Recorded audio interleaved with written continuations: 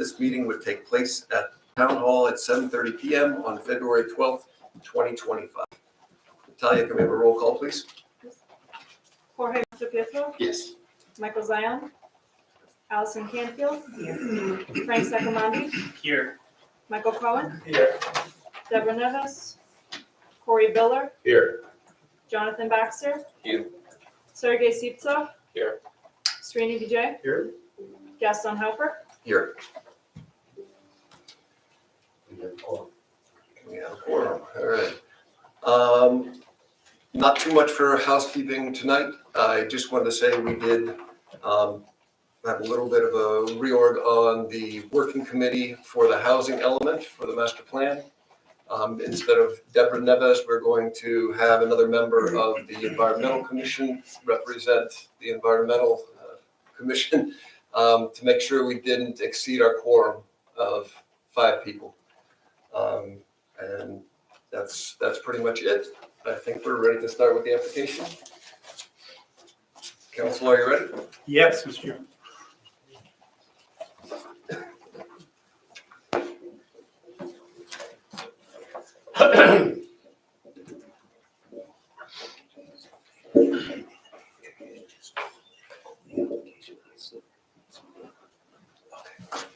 Gotcha.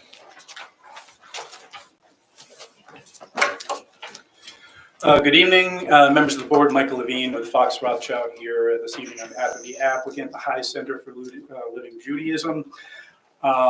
You will recall that last week we were here providing additional testimony in support of our application. There were a couple of kind of open questions and loose ends and requests for conditions that had come up kind of in the waning hours of the hearing. That we had said that we would get, couldn't necessarily commit to all of them on the fly. We'd go back and look at them and come back to you. So first, kind of in terms of housekeeping items for this application, I wanted to revisit what I believe were those open issues and address those with the board. And one actually goes back one hearing further to the very tail end of the hearing immediately prior to the last one. And that was when we were providing testimony with regard to the roof-mounted HVAC units. They're going to be towards the center of the rooftop. They're going to be enclosed by a screen, and a general location was shown by our architect through exhibits. There was a question as to whether or not the applicant would agree, if this board were to see fit to approve this application, if they would agree to a post-installation noise test in order to confirm that the HVAC, once it's installed and up and running, that it would comply with the applicable NJDEP noise regulations. And I want to stipulate that, yes, the applicant would accept that as a condition of approval and is happy to comply with it. Thank you for that. For the record, just for confirmation purposes and clarification purposes, that's at applicant's cost, one-time post-occupancy, consistent with NJAC 7:29 and our ordinance, correct? That's correct. Okay, thank you. Next one, and these do all stem from the tail end of our last hearing a week ago. There was a question as to whether or not the applicant would agree to limit garbage pickups at the site so as to be no earlier than 7 a.m.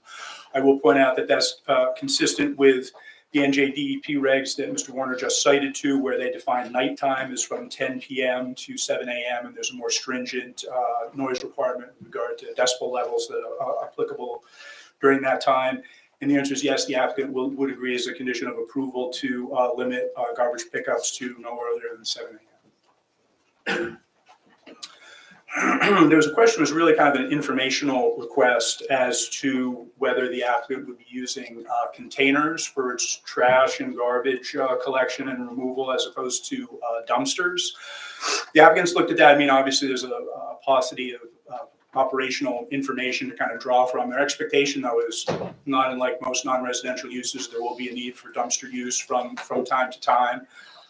So it's not in a position to pledge that there would never be any dumpsters used at the site. But again, it's hopeful that with the stipulation of not having those, even if they were dumpsters picked up prior to 7 a.m., that would address kind of the main concern with regard to the clanking of dumpsters on the site. There was also a request that really came from the objector's attorney with regard to the portion of there's a portion, as our plans show, there's a portion of the bioswale and sand filter, a small portion of which encroaches into the 25-foot buffer from residential that's required as a conditional use standard. And well, the applicant, still maintains that in light of the fact that it's essentially just a vegetated swale, there are no structures, there's no active use, there's certainly no parking, there's no active activity of any sort. Really, just to kind of remove the question as a potential issue at all, the applicant would be willing, as part of resolution compliance and standard plan revisions, to simply remove those encroachments from that 25-foot buffer and stay completely out of it for purposes of that feature. And if I may, Mr. Chairman, I take his representation is that it would still be feasible, the swale and the bioswale would still be feasible for stormwater management purposes. That's correct.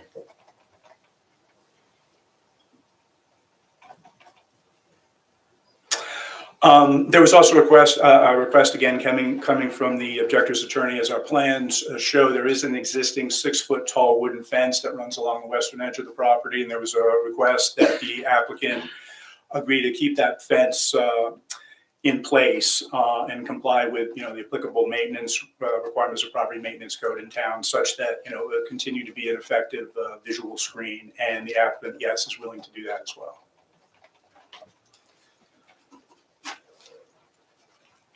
There was a point of clarification. We had submitted a updated tree replacement and removal plan, and one of the tree inventory chart noted some existing trees in a parenthetical as removed. And there was a question as to whether or not that was really accurate or whether they are actually slated to be removed. And I can confirm on behalf of the applicant that those are trees to be removed. They have not already been removed, and we would correct that table to properly read that that's in fact the intent. And I think the last one, which really dovetails into our need for a small bit of supplemental testimony, is there was a question that was raised at the tail end of the last hearing as to the fine points and particulars of our calculation of lot coverage. As you're aware, one of the conditional use standards is that the house of worship comply with the underlying R3 zone requirements with regard to maximum lot coverage. And in consultation with the board's planning consultant and also engineer, it came to light that lot coverage for purposes of complying with that requirement is not just impervious coverage, but also areas of accessory use. And to put an even finer point on it, it was whether or not the 900 square foot play area that we've shown on our plans and dates back to one of our interim concepts that we shared with the board was included, should be included. And so we have, I believe it's been distributed to the board, as has been the case throughout these proceedings. I think it's been rather helpful to all involved and productive. Is our engineer was in direct contact with the board's consultants to try to get on the same page with regard to the fine points of that calculation. Our updated calculation has been submitted. I'd like to call Mr. Ferrante back just for the very limited purpose of reviewing for the board this calculation of lot coverage and try to get confirmation that that's in fact correct, and that, as we believe, we are under the maximum amount allowed. So I understand we do not have our typical whiteboard here this evening. Is that correct? So with that being the case, I think Mr. Ferrante does have handouts. It has not been, I'll have him confirm it, but it just is simply a copy of what was submitted, and I believe it's been available on the municipal website. And before we do, with the chair's permission, only because I always am afraid I'm going to forget, and I rarely do, but it's when I'm not afraid that I'm going to forget that I forget. So let me stay afraid that I'm going to forget. Can we confirm that we have an extension of time to act for the board to or the day after, or at least our next meeting, and I'm going to rely on someone other than myself, maybe Natalia, as to when that is. Because I have a history of giving the wrong date. I can tell that's exactly correct, Mr. Warner. We confirmed that on the record last time, and it isn't through March 6th in light of the fact that the next regularly scheduled hearing We're is already March 5th. through March. Yes. Okay, there you go. Can we get another one? We'll wait till the end of the evening, see where we are. I think that makes good sense. Thank you. And at least for the time being, Tanya, we believe we can hear this matter on the 6th. Oh, 5th. Right. All dates will be communicated by someone other than the board attorney. It's a good bylaw. Okay, thank you. All right, so is this our handy dandy additional mic over here? Yes. Teed up and ready to go? That battery- They're replaced this time, yeah.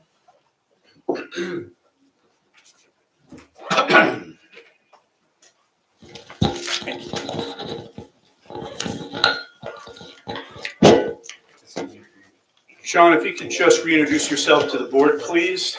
Yes, John Ferranti, site engineer for the applicant. And you're a licensed PE in the state of New Jersey, Yes. correct? And your license is still current through today, correct? That is correct. I'd like to remind you that you remain under oath. Understood.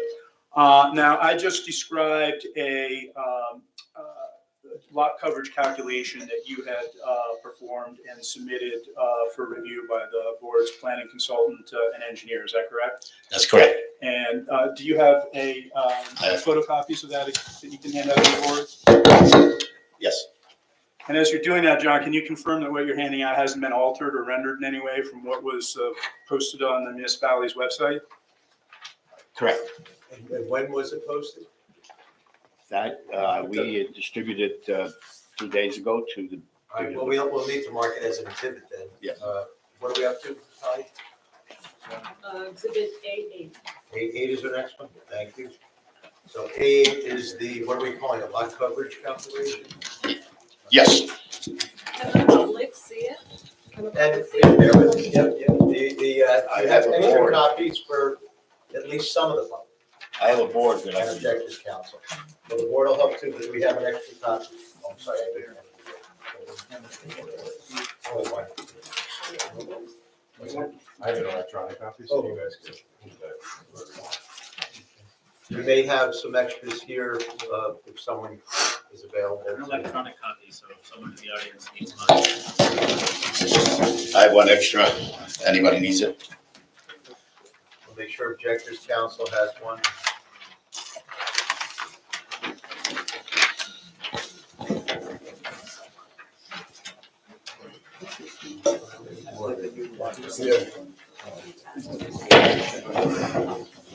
Thank you. Anybody wants a copy?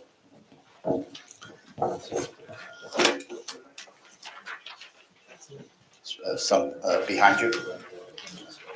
Okay, again, that's A8 for everyone.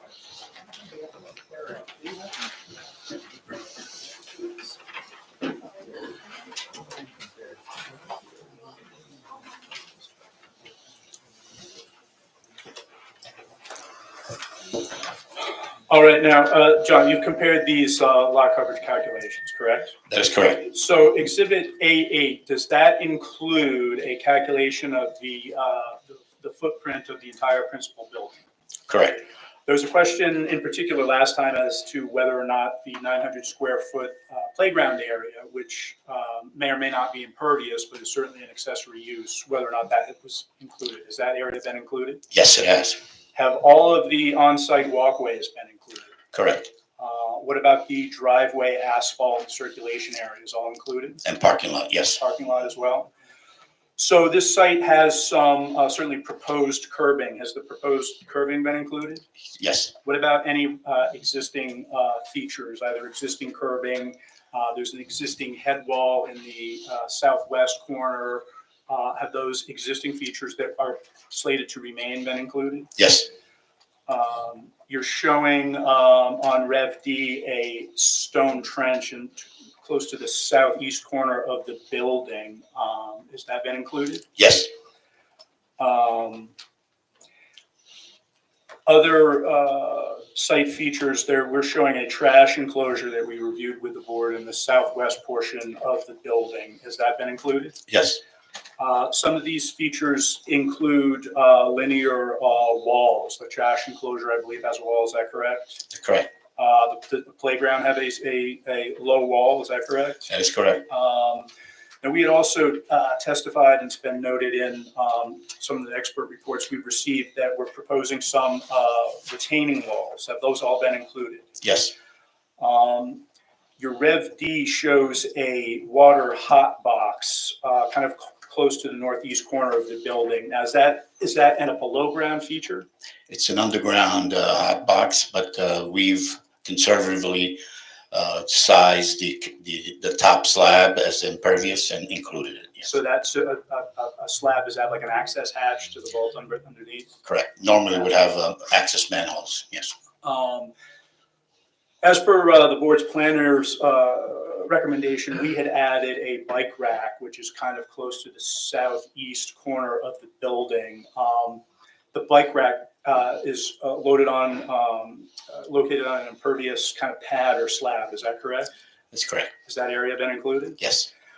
And then also, we are proposing a very small monument sign, a single sign in the northeast corner of the building near to the intersection of Parsonage Hill Road and Old Short Hills Road. Has that also been included? Yes. So as per the 35% maximum requirement in the ordinance, what is the total maximum amount required? Did you come to 50,665 square feet? That is correct. And what are you showing? 50,665. 665. Thank you. And what are your, doing all that addition of all those features, what is that totaling up to? Our total of what we are providing is 50,469. Now, we had indicated last time that there was a couple of things that we would be looking at that could possibly be removed in order to ensure that we comply with the maximum lot coverage maximum. We mentioned the retaining wall along the southerly edge of the rain garden that runs along the driveway out to Old Short Hills Road in particular. Were there any alterations made to the plan in order to come up with that 50,469 figure that you just referenced? Yes, those are retaining walls that we had in parallel to the rain garden. We removed those, and we had did some regrading in that area, and we were able to remove them. And anything, was there any alteration to the sidewalk leading from the eastern side of the building out to Old Short Hills Road? Yes, we made that sidewalk 3 feet wide instead of the original 4 feet wide. Were there any other changes required to be made to the plan? The changes are all internal, minor changes to the parking lot, but none that would have caused a revision to the drawing. And did you share these calculations with the board planner and the board engineer? I did, yes.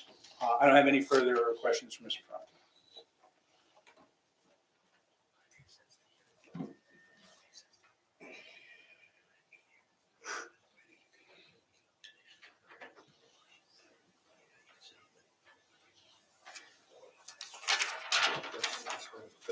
Graham or Martha, are you able to confirm Mr. Ferrante's calculations?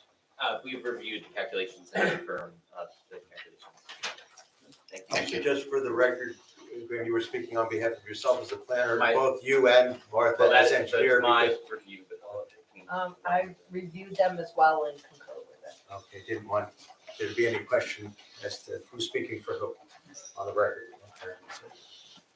Do any board members have any questions for Mr. Ferrante?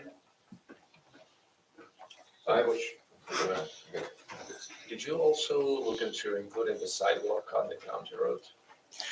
That sidewalk would be outside of our property. It would not be included in the calculations, but the answer is Is no. it something that was discussed or?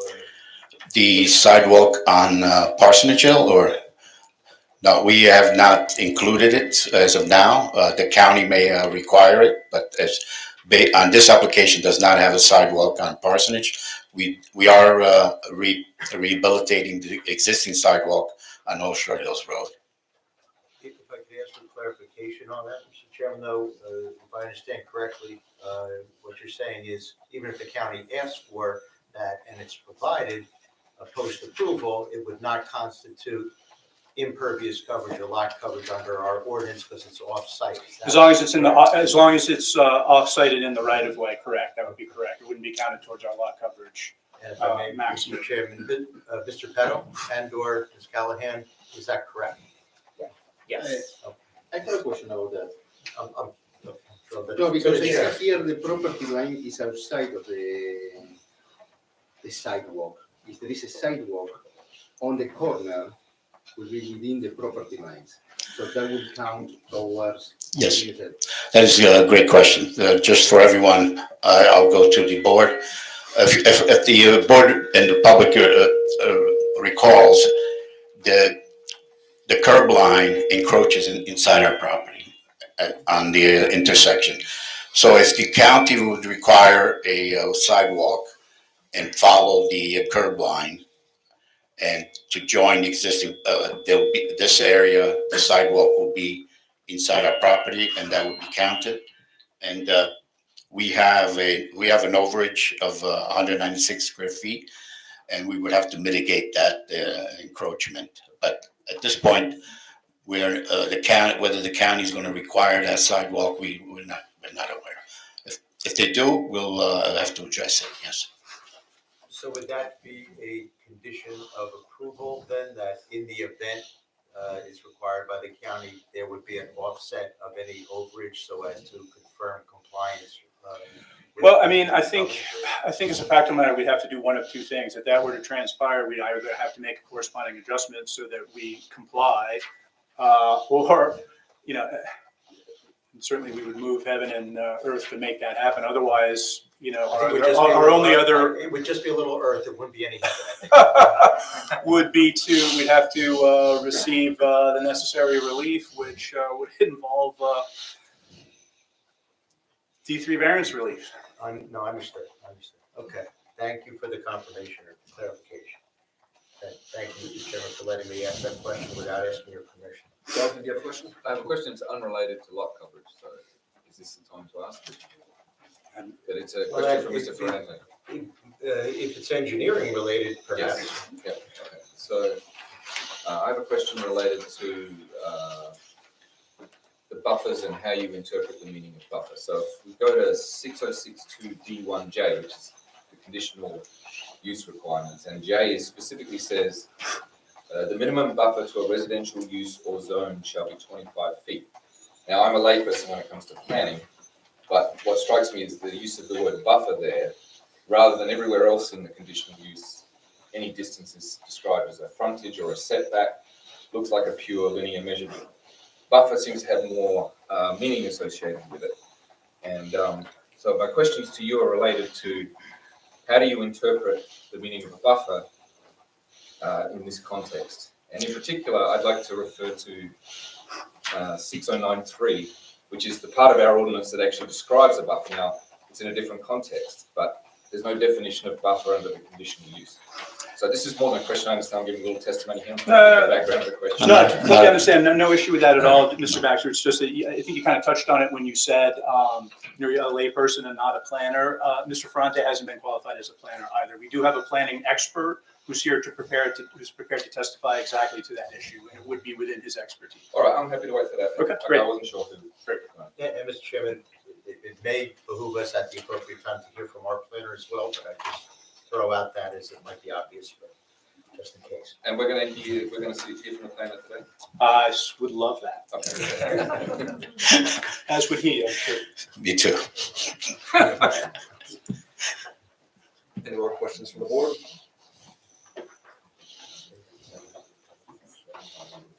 Great. Yeah. Are there any questions from the members of the public specifically relating to the testimony given tonight by Mr. Ferrante?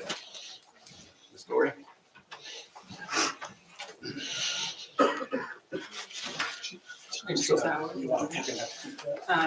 Evening, Mr. Chair, members of the board, Nicole Dory, Connell Foley on behalf of Sustainable Development for Milburn Township. I just have a few questions related to the calculations presented this evening.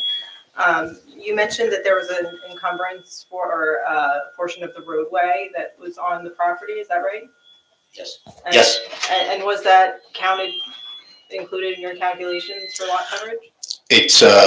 It's only literally, it's a 6-inch curb, so all the curbs have been added to the calculation. Okay, and I know in the past there was a question, I think from the board's traffic engineer about the possibility of a like a dedicated right turn lane if the county required that. Would that impact those calculations? Would that require an additional offset by the applicant? It depends what that intersection will look like to satisfy the county. Okay, We so cannot make that determination at this time. okay, so whether you need wider sidewalks or perhaps wider lanes, that would be a decision that the county would make? Correct. Okay, so then if the county requires additional traffic improvements or wider sidewalks, would the applicant return to this board to confirm that the application doesn't require a D3 variance? You know, rather than speculate over a hypothetical situation, I think we'll have to cross that bridge when we come to it. I mean, we would only be having approval for what is shown on our plans. And if the county is going to require something different, then I think everybody here understands that it will need to be dealt with.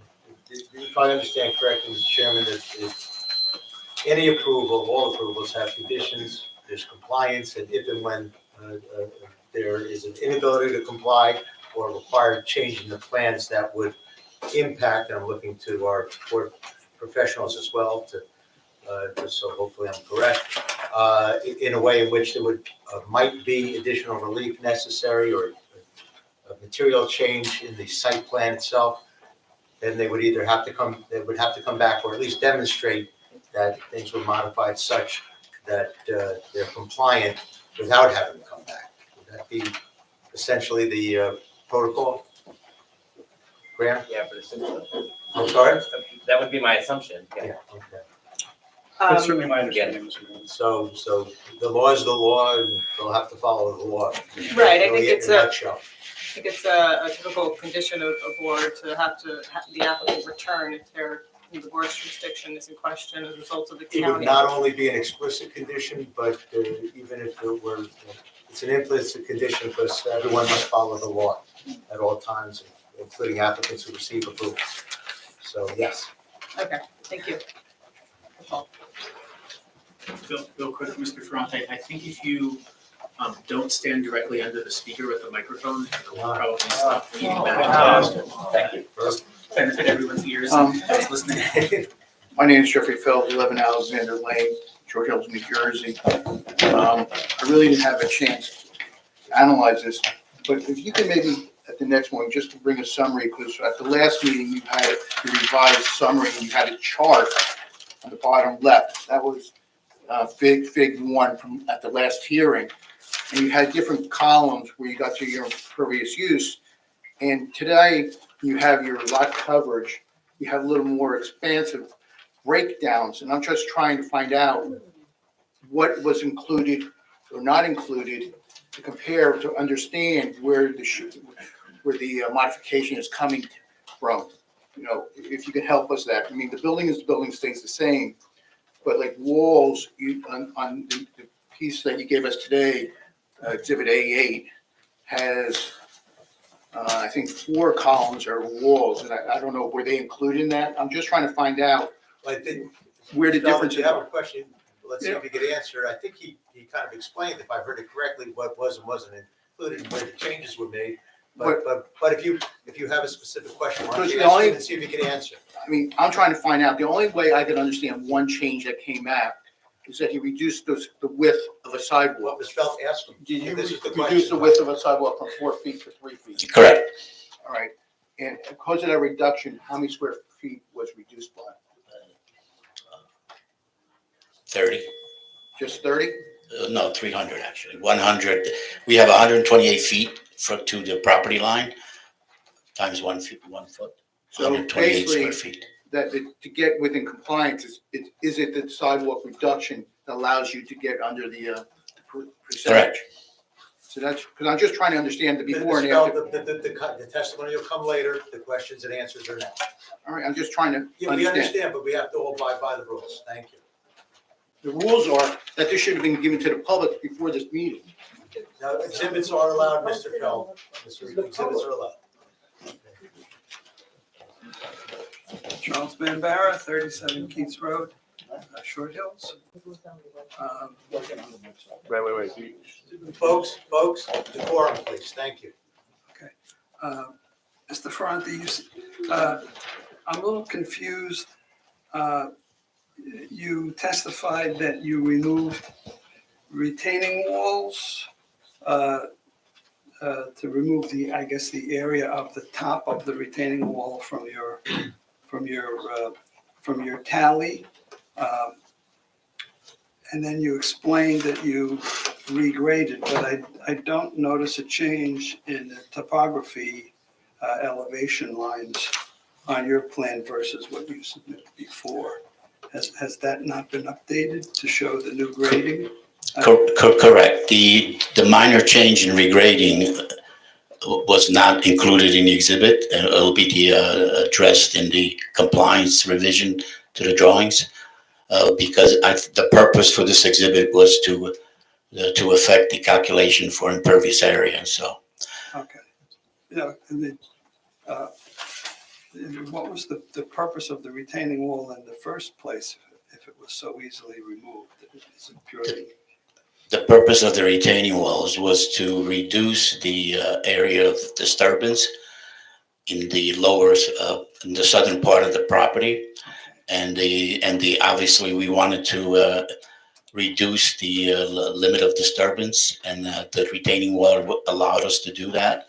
And we were able to regrade and not impact on the limit of disturbance. I understand that. Appreciate it. Thank you.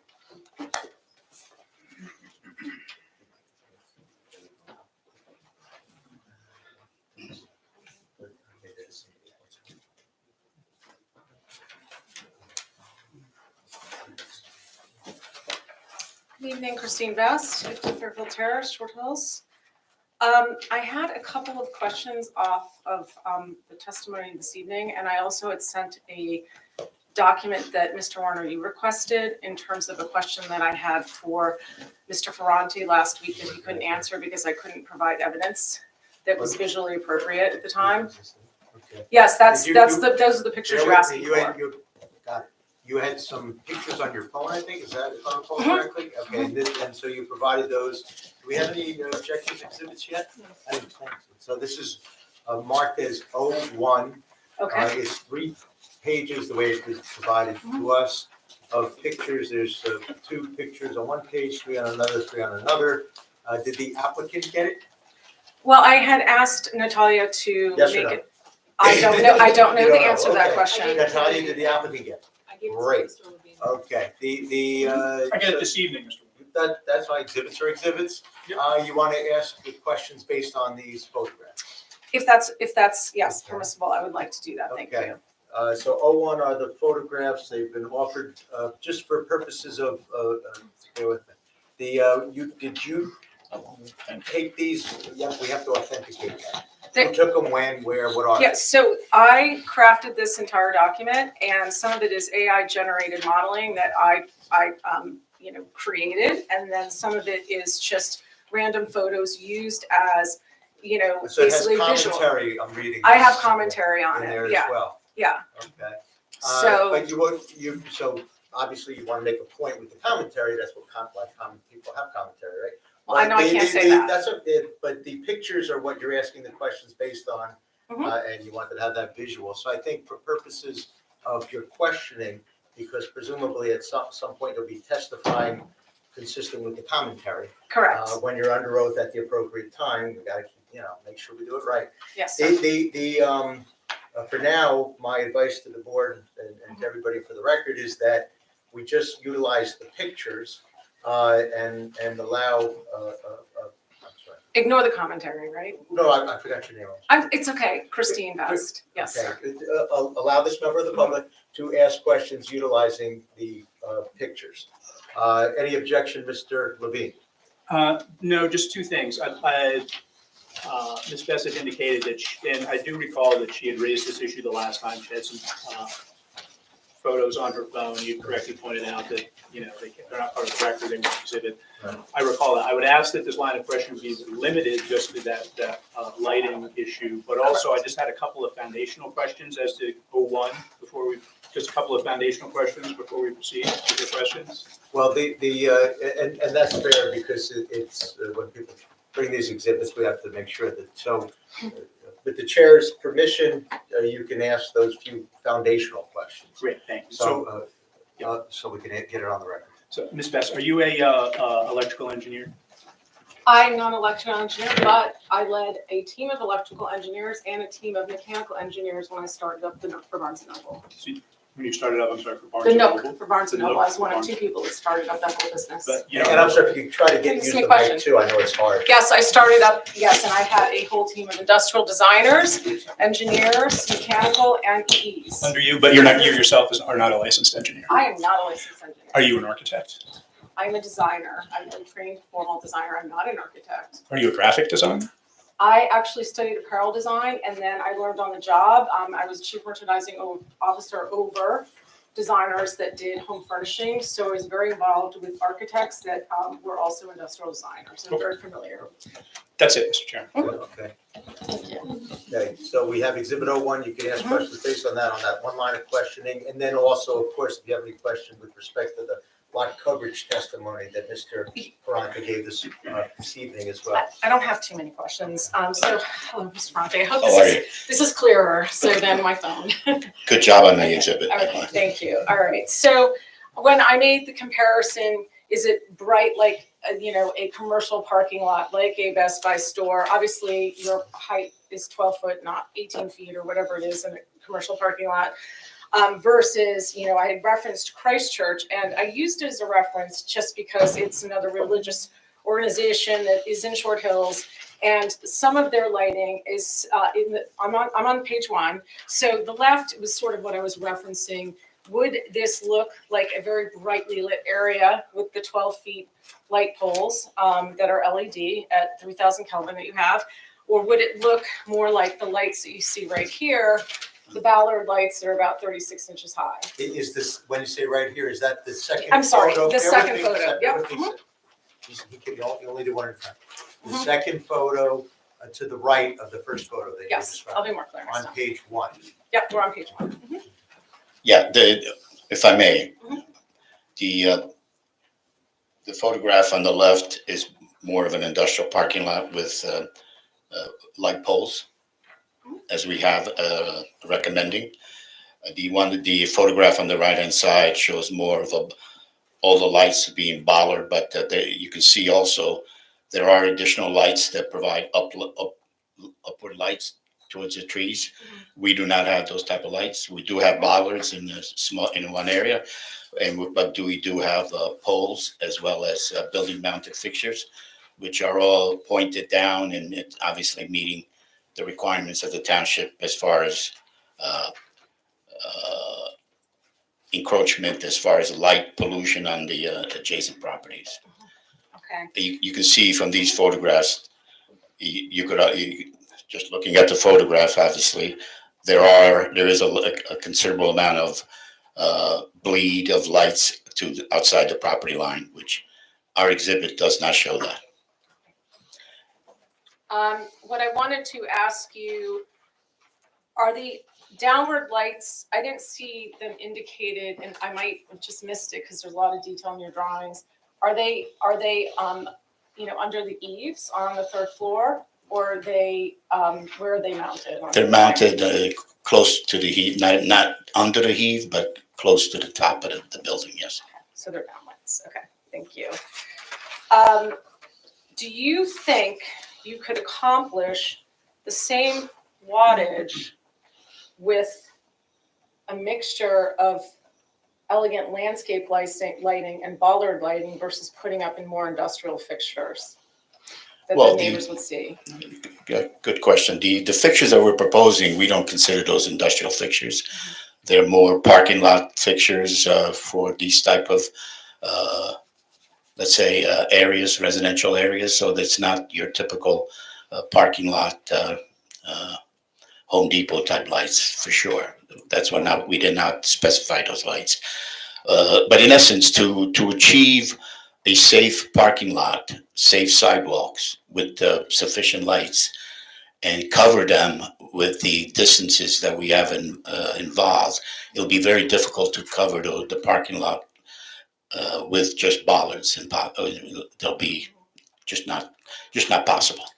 Because as you can see, the bollards are the lights are localized, so the footprint of the bollard is literally maybe possibly an 8 by 8 area. And to get across the parking lot is difficult. We might have to place them in more strategic place. I'm not even No, correcting myself. I'm just saying it's difficult. The light poles provide a more efficient way to cover the parking lot. And as we indicated, the lights will be turned off at a certain point. We will leave a minor amount of lights for security, but those lights are most closer to the building and not closer to the property line. Can you confirm what time you've established as the cutoff point for the parking lights? I think that was testified as far as the operation. I don't really. I don't remember it being testified. I guess, so I have to wait for an operations person. Yeah. Okay. So in a residential area,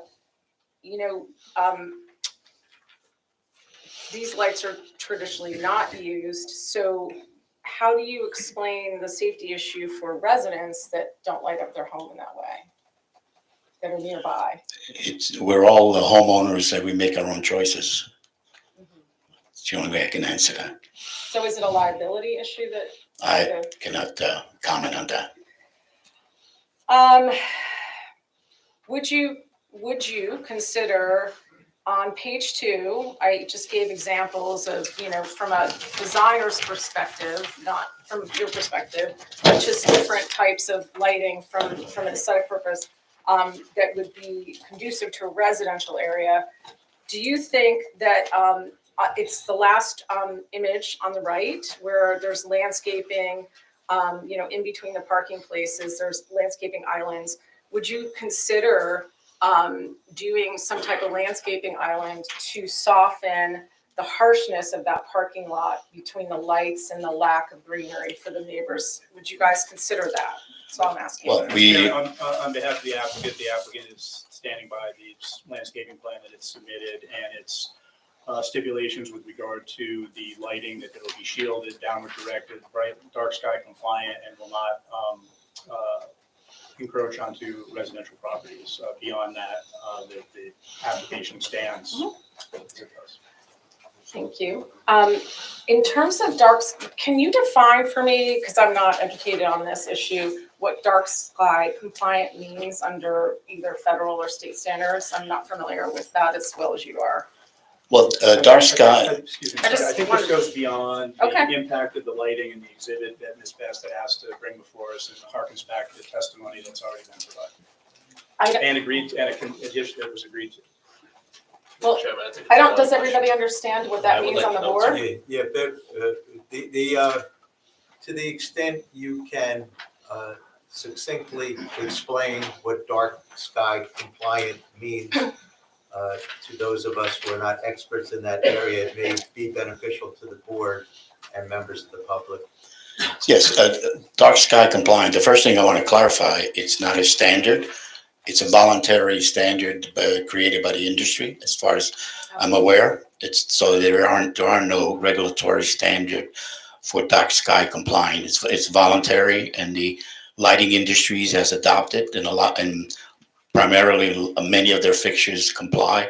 And the whole standard is to reduce light pollution at night, because light, as you know, tends to bounce upward. And so if you have a lot of lights, you can see, we all seen the views from space where you see a lot of the city lights are visible. So it's an attempt to reduce that light pollution primarily that will bounce up and reflect on the clouds and things of that nature. I just had on your new plans here, so that's it for the lighting. Thank you so much for explaining that to me. I appreciate it. I just had a couple of quick questions, nothing major. I don't believe anybody's, I think maybe some of these EV chargers, I can see them better on this plan. So I had a question on the 10 EV, it looks like you have 10 EV chargers. Those give off a lot of EMF frequencies, and I do have concerns about, and they're also lit up very brightly and extremely industrial looking. So our township has a law about, covering up, apply any type of, outdoor, whether it's a generator or any type of air conditioning system with shrubbery, et cetera. How are you going, this is an industrial piece of equipment that really belongs in a store Just- situation. Is the How are you question, going are they to- gonna landscape and close it Well, and yeah, screen it? yes, Okay. I would like to know. Thank you. Yeah, Keep me on track. the first thing is, obviously, what you're describing is a commercial Tesla EV charging that we see in malls and Wawas and things like that. These light bollards will not be that. They'll be much more subdued, without all those lights that you talked about. They'll be primarily a post with plugs that people can plug their cars in. And that's it. So it's the same as a home charger, or is it different? There's three types as we know. There's the class 1, which is a home, which takes 6 to 8 hours to charge. Then there's the level 2, which takes a little longer, and then there's the commercial that takes a half an hour. These are most likely. We have not specified I think we provided a detail, but these I think are more level 2 than a level 1. Could you clarify that for us next time? Is that Yes. possible? No. Okay. Can This, you- this do you will know- be done testifying. Okay, but do you know? Will the, if I may, Mr. Chairman, can the applicant confirm whether or not the expectation, if not, it's already detailed as class 2, either later tonight or next time? Yes. Okay, thank you. Do you know if there's a township ordinance that requires a minimal distance for EV chargers from the property line? I'm not aware of it. Okay. And the New Jersey model law, EV law, does not have that requirement either. Okay. I just have 2 more questions, and it's Are just, those 2 more questions related to today's testimony? they're related to things that were not answered by the engineer and in previous testimony. So I thought maybe he'd have the answer because they've been working with architect on, redoing the plans and everything. So I was going to ask about, well, it's related to the square footage coverage that they spoke about today. And so I wanted to ask on the rooftop equipment. No, if it's a square footage. It's a square footage. Okay, thank you. I wasn't sure. So on the rooftop equipment, we still haven't heard from the architect what the square footage allocation is on the rooftop between all the equipment and the water tank. Is there a reason why that can't be on the ground? Is it because of the square footage requirements? Would that impact the square footage requirements, or would it not? It would, yes. That's why it's on the roof. No, I didn't say that. It's the selection of the location was the architect selected the roof-mounted equipment, and we did not have a discussion about impervious area. But it would. Of course, yes. Okay. Thank you so much. Appreciate it.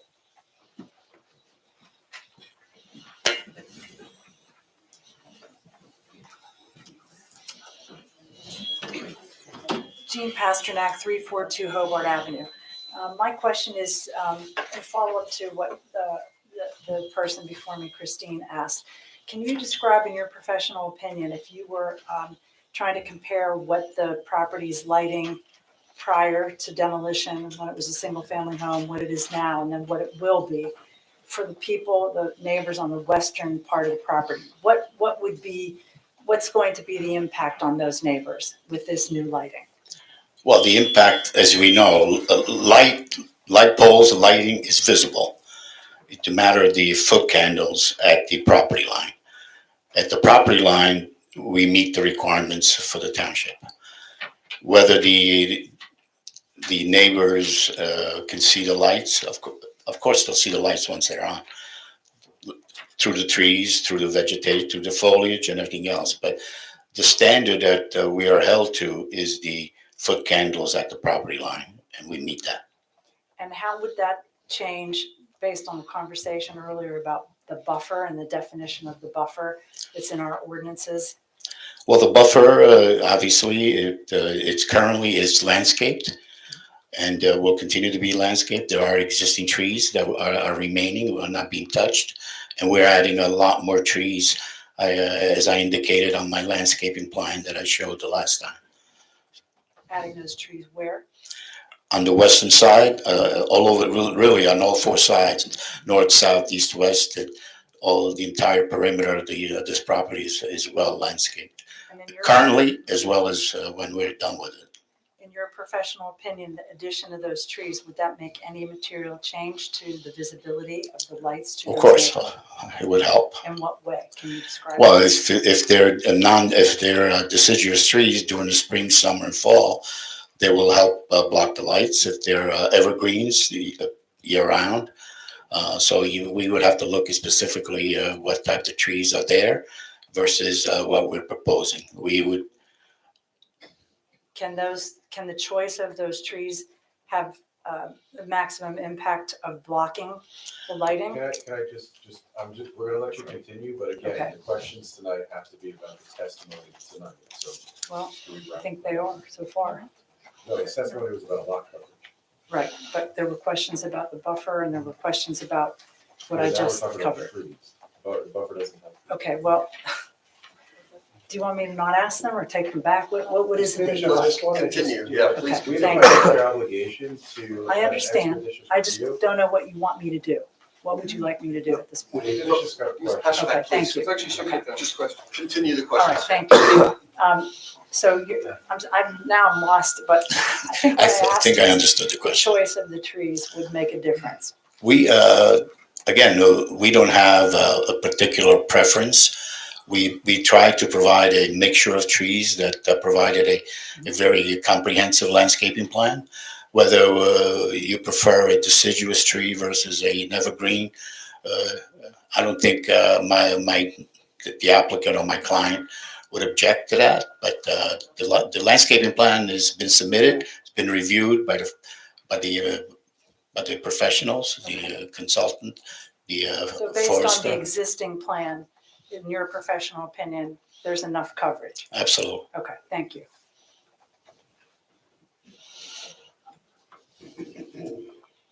Are there any more questions from the public?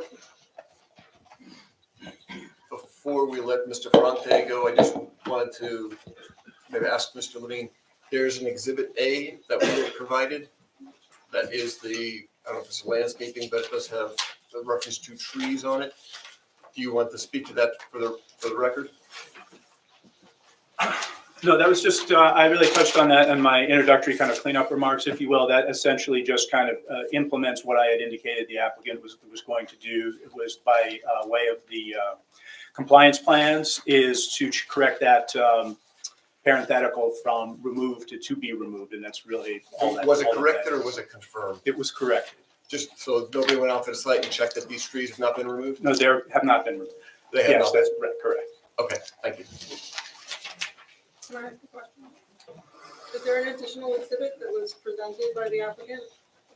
There was no additional exhibit, as I understand it, maybe Mr. Levine can speak to this. There looked like there were 2 pages that were provided, presumably they were put on the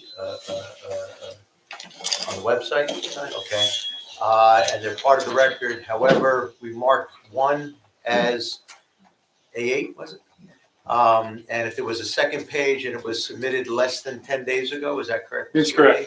Well, in order for it to be a part of the record, should you want it to be a part of the record, and I would imagine you do because you referenced it, it should be marked A9, and we should have, if you have any copies, or if we can make copies of what's already on the website, it's A9.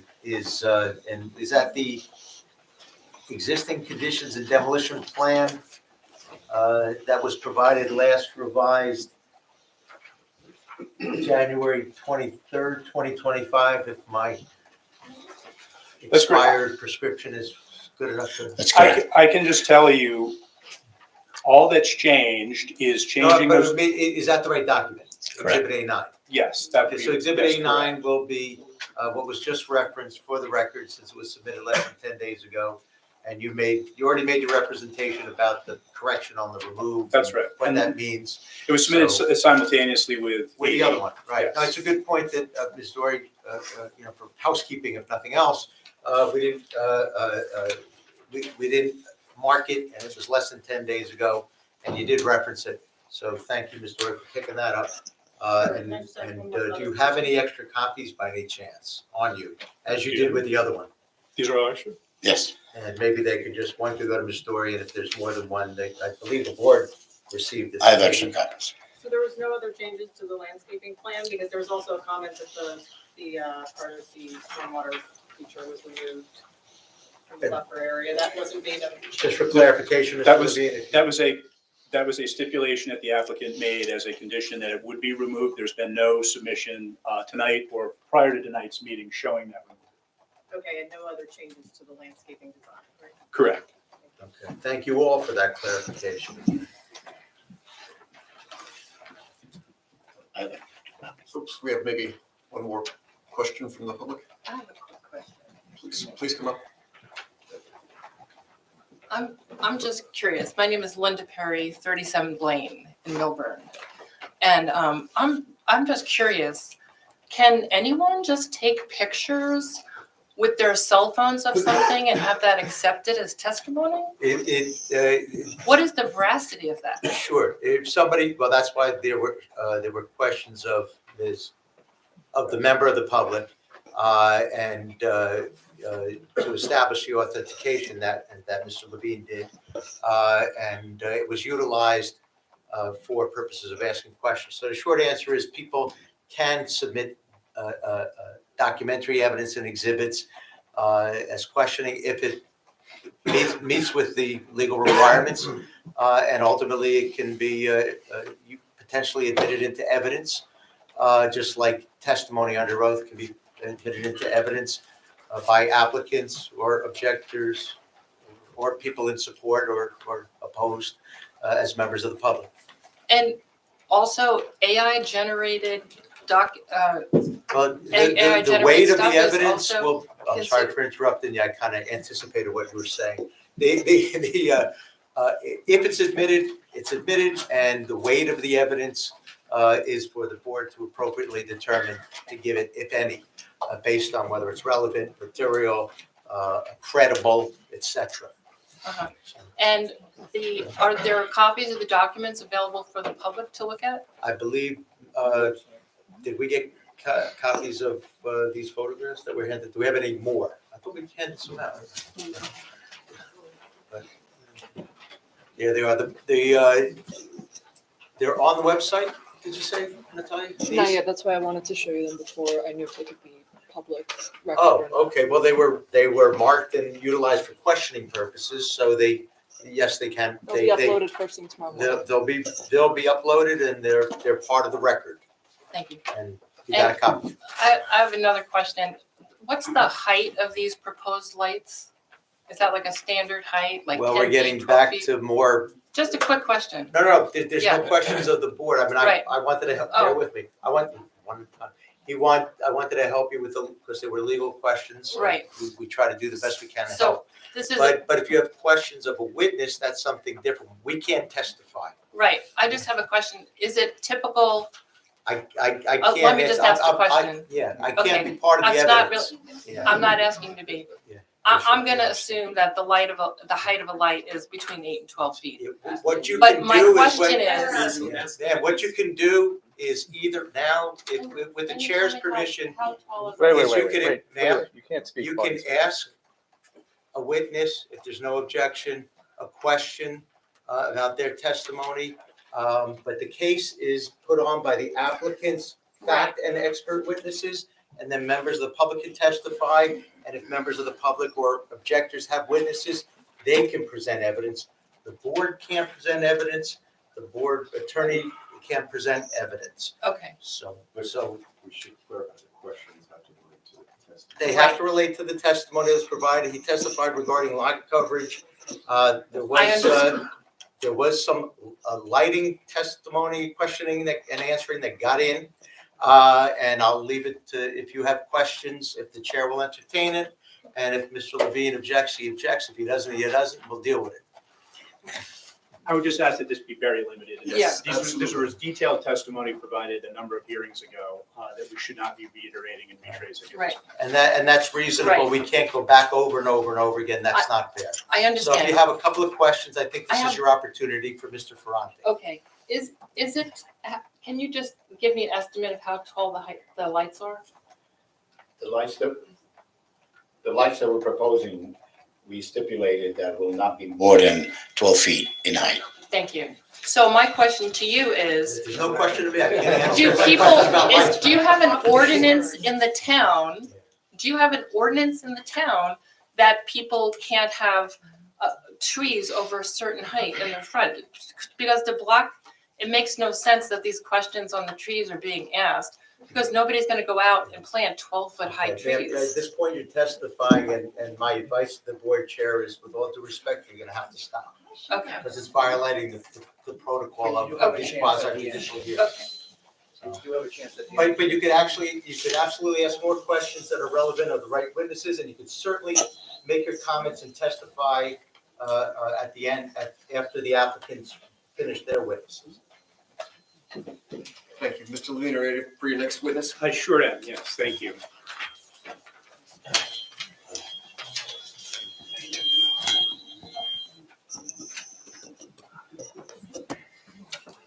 Daniel, could you reintroduce yourself to the board, please? Hi, Daniel Dubinet, licensed architect. My license is current and in good standing. Yeah, I'd like to remind you that you remain under oath from last time. As the board may recall, Mr. Dubinet provided. Remains accepted as an architect. Thank you very much. Thank you, Mr. Chairman. Mr. Dubinet had provided extensive testimony with regard to his architectural floor plans and elevations that were submitted originally as part of our application. He prepared and distributed and reviewed with the board a fairly extensive supplemental exhibit that was marked as Exhibit A7 that he went through the board with. And there was a request that he come back with some updated visual depictions of the post-construction condition. You may recall that that was kind of right in the midst of us revising the plans. We had shared some concept plans with the board. We had relocated the driveways. We had done some other things at the request of the board and its consultants. So there was a bit of a moving target, and there was a request that to the extent that his visual depictions required updating or revising, that those be done. And those were submitted in advance of the last hearing, so they've been on file for quite some time. And I've called Mr. Dubinet back just for the very limited purpose of reviewing the updated exhibits that he submitted in advance of the hearing, and share those with the board and the public. What are we up to? No, it's 8:10. 8:10? And I'm not sure procedurally how to do this, but the exhibit that I submitted, so they had it 10 days prior, they have. And then recently I made some adjustments to it, so I'd like to supplement what they have with some minor changes. I was preparing to show it, but I also made 15 copies. Mr. Chair, I'd just like some clarification. The only thing that we received was something that we had received maybe even the meeting before the meeting before, was just the entrance from across from Park Road. Is that the exhibit you're referring to? That's correct. And that was A7? Mm-hmm. Okay. So Or was that the one that was, or was that one that was submitted it was after at one A7? point A11 at one point, and we received it again. And that's all we received from the architect for the last meeting. Well, you have a new exhibit, is that what you're Yeah, telling so us? it's just an updated version of that image. And if I may, Natalia, why are we up to A10 if I'm being told that we are already up to A11? Can we double check our exhibit? Because that's not normally the board attorney responsibility. I have A7 as the most recent architect's exhibit. I don't know why you have it. I understand you have it. I don't know. Yeah, I think everybody received this. But well, let's call It might this, be A11, maybe like sheet 11. I mean, it's a sheet, but it's, Yeah, there's probably a reference, because A7 was a multi-sheet exhibit. okay, all right. So then the bottom line is you have a new exhibit, and we're apparently up to exhibit A10. And he's going to testify to this exhibit, and he's going to pass it out, and it'll be marked as an exhibit because it certainly didn't get here more than 10 days in advance. It's getting here now.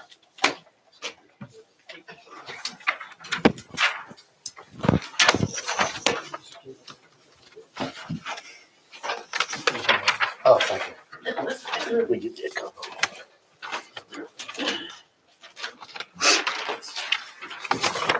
I'm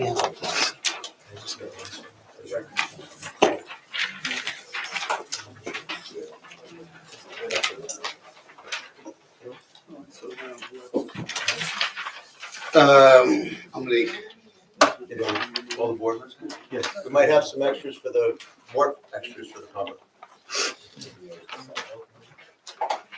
so what I had, what I had presented and tried to, the reason for the presentation is not that I'm a landscape architect or not that I designed the plantings in any way, but to enforce or reinforce the concept architecturally that this building, the way it's sited and the way that it's planned on being screened with trees, what types of trees and what kinds, that's to be determined both between the forester and I guess the landscape architect, but just really to give me peace of mind and the neighbors and whoever's interested that the project, the intention of the project and the end results of the architecture and how it sits on the site is that it's going to be very well screened from the streets and the neighbors, and so that's the major intent of the presentation or the image that you're seeing. And so when we relocated our access driveway across from Park, previously I tried to illustrate what it might look like. And was that in A7, is that part of A7, Dan? It was, I guess. Okay. But at that point in time, I didn't have the updated landscaping plan, so I wanted to sort of do something and say, okay, let me reserve the right to get the landscaping plan back. And this way I was able to analyze and study exactly what he was proposing and work as diligently as we could and to study the species of plants and Google them and try to represent that on the image that you're seeing. So that's why you have the latest one, is because I noticed I had made some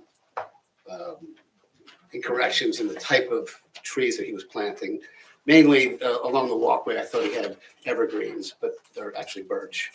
So I meticulously went through the landscaping plan, species by species and quantities, and I tried to present it in front of you today. And I think the result is that I'm happy to say that the building is well screened from the street. And that's the intent of this image. So this is the benefit of both existing trees and you described your efforts to incorporate new landscaping? Yes. And does this exhibit A10, does that show the location of the proposed building? Yes. And can you highlight that for folks that? If I had my screen, I could zoom in on it, but it's basically, if you could identify where the walkway is, the pedestrian walkway, you would run right into the building. This is a somewhat mature version of the trees. I would estimate it 5 to 10 years. Obviously, we could imagine the plantings that are going to be much smaller, but this is about an estimate about 5 to 10 years. Certainly in 20 years, it's going to be twice as big. But again, the intention of this was really to show that, we weren't trying to present a building that was on the streetscape and very visible, but the intention is to hide it. And that building is set back a minimum of 100 feet from Old Short Hills Road, correct? And Parsonage. As well as Parsonage Hill. Now, notwithstanding what we're looking at here in A10, there's no requirement under the ordinance to completely block all views of proposed development with existing tree growth and landscaping. Isn't that correct? Yeah, there's none that I know of. I'm sorry, can you speak up a little bit? Yes. I don't have the mic, or if you could get the mic. And remember about not standing on. As far as I'm aware, there's no requirement. There is a tree replacement requirement. And even if we had a project where we didn't want to replace trees, we could pay to put the tree somewhere else. But we would like, and the intention is to plant as many, many, many trees as we possibly can. Now, you are an architect that's done a lot of work in Millburn, correct? Yes. And you're familiar with any applicable design requirements from an architectural standpoint in Millburn?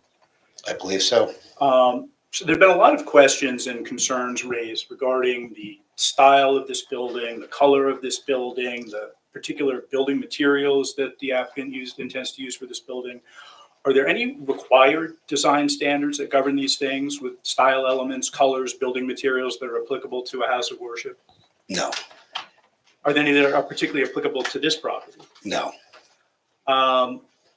So is it true that nothing you've designed is in your capacity as the project architect? Is it true that nothing that you've designed by way of your floor plans or your elevation requires variance relief? Is that a true statement? That is a correct statement. That was the major goal of getting to where we are today. And there's nothing on your floor plans or elevations that require design waivers, is that correct? Absolutely not. And any other questions from Mr. Beaman? So I have a few questions, comments, and two things. First, I would like to, I understand that there is no variances asking in this project, but this is a conditional use. And I feel sometimes when we are talking here that we are asking so many things, but there is no variance. I understand that, but this is a conditional use. And as a board member, we need to figure it out if this is the right use for this site. So I always feel that when we are asking a question, the people here is like, why you are asking that question? This is a conditional use. I understand that there is no variance, okay? Second, I don't know what I'm looking at here because I see trees here. Today I see trees, tomorrow trees can die. And I understand there is no requirement about blocking the view of the building. Yes. But when we asked 2 meetings ago, material samples, how the building is going to look, is because we are taking care of the neighborhood. So there is no required. The ordinance doesn't say it has to be white, yellow, or red. But we want to understand how the building is going to look. So you are presenting this rendering or picture. First, it's not eye view, it's above eye view. So the trees are blocking the view because it's higher than any normal person can see. See the eye view? This is a sign of the street. So you're looking this from above. So this is not a real view of the site. This is above. Ms. Master, board member, if I may, do you want to put that in the form of a question such as, isn't that correct, so that he can No, answer my whether question you're... is, I want to see. My advice to help you in the questioning in the appropriate way for purposes of protecting the board and protecting the process is you may wish to, when at the end of making that statement, ask, isn't that correct? So the gentleman has an opportunity to either say, yes, you're correct, or no, you're not, and explain Okay. why if he thinks you're not correct. So what we asked last time is to have materials, to see the materials. What's the color? Because there was different views with different kind of tones on this. So I would like to see how the building is going to look. Can you provide, I think you're being asked to provide that, is that something that the applicant can provide? It's not the applicants has provided testimony and showed renderings, provided testimony as to the architectural features, the anticipated colors, the anticipated materials. The applicant is not prepared to bring in additional sample boards or provide additional off-site views in light of the fact that we feel it's been thoroughly described and explained, and we don't have to demonstrate compliance with any particular applicable standards or requirements in that regard. Okay, that's on, okay, did you have another? No, I didn't see. Well, I all think you these were asking materials, about the that's fine. rendering, and you might have wanted to ask, isn't that? No, I would like when to you see a describe the rendering render- of the building with the right color, the right materials. Right, then is it your opinion, Mr. Levine, that the applicant has provided such a rendering already? And if so, can you reference which exhibit that was? The initial application materials included elevations with renderings, and I believe there were additional views in A7. I was going to try to pull it out to confirm that. Unless, Daniel, you can do that off the top of your head. I believe it was exhibit A7 when I gave my presentation. Would you have another copy of A7 with that?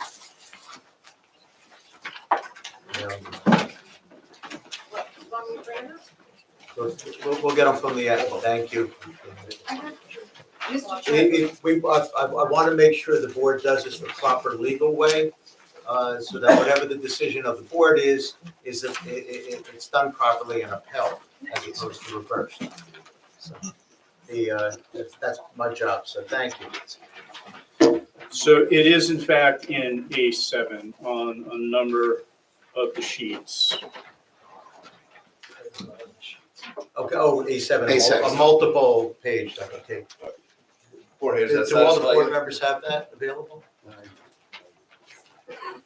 Which also, A7 also includes a view at the corner of both Park Road, which we just saw the supplement to, as well as an additional view from the intersection of Parsonage Hill and Old Short Hills Road. That was also a part of A7. And if I understood correctly, this particular A10 was not introduced for the purpose of showing the building. It was for the purpose of the testimony of the architect, perhaps somewhat to the opposite of showing the building is the contention made by the applicant. The picture will speak for itself, the testimony will speak for itself. But I want to make sure the board members have what they need in order to render a determination, and if not, they'll continue to ask for more. All right, are you okay? Ms. Canfield? Yeah, Mr. Chair, extensive testimony, that's the attorney's opinion. I think we had questions for the architect and never received copies in testimony that said he would get us these things. So. Well, can we list the things that they haven't provided that we I asked for, actually so we can testified make sure that I we get- would not be providing more material sample boards at the Well, discussion. why don't we allow our board member to list what it is she's referring to? And if the testimony was it's not going to be provided and it's still not going to be provided, then that's what the record will reflect, and the board will make a determination based on all the evidence when the case is done. But with the chair's permission, perhaps board member Canfield would like to reference what she's referring to. I Listen. would. So at the last meeting, we received this, right? But we had asked for any changes and aerial views from all directions. You've been updated. And you said you would do that.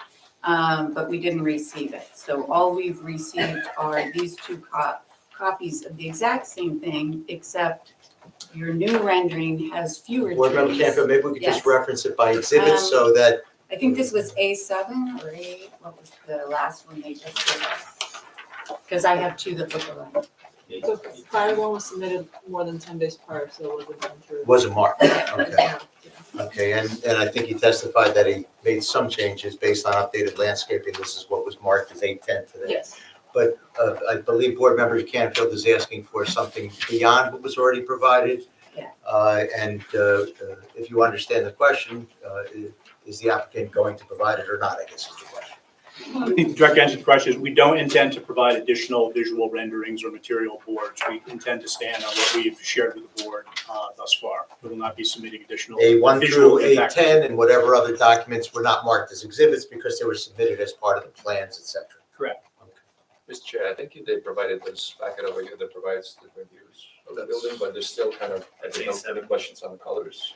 Yeah, I think we I'm talked. sorry, just for the record, Yes. when you pick that up, I just want to make sure the record gets what we're referring to. Do we have an exhibit? Or is this exhibit, this whole package? A7. A7, for the multi-page exhibit? Okay. Okay.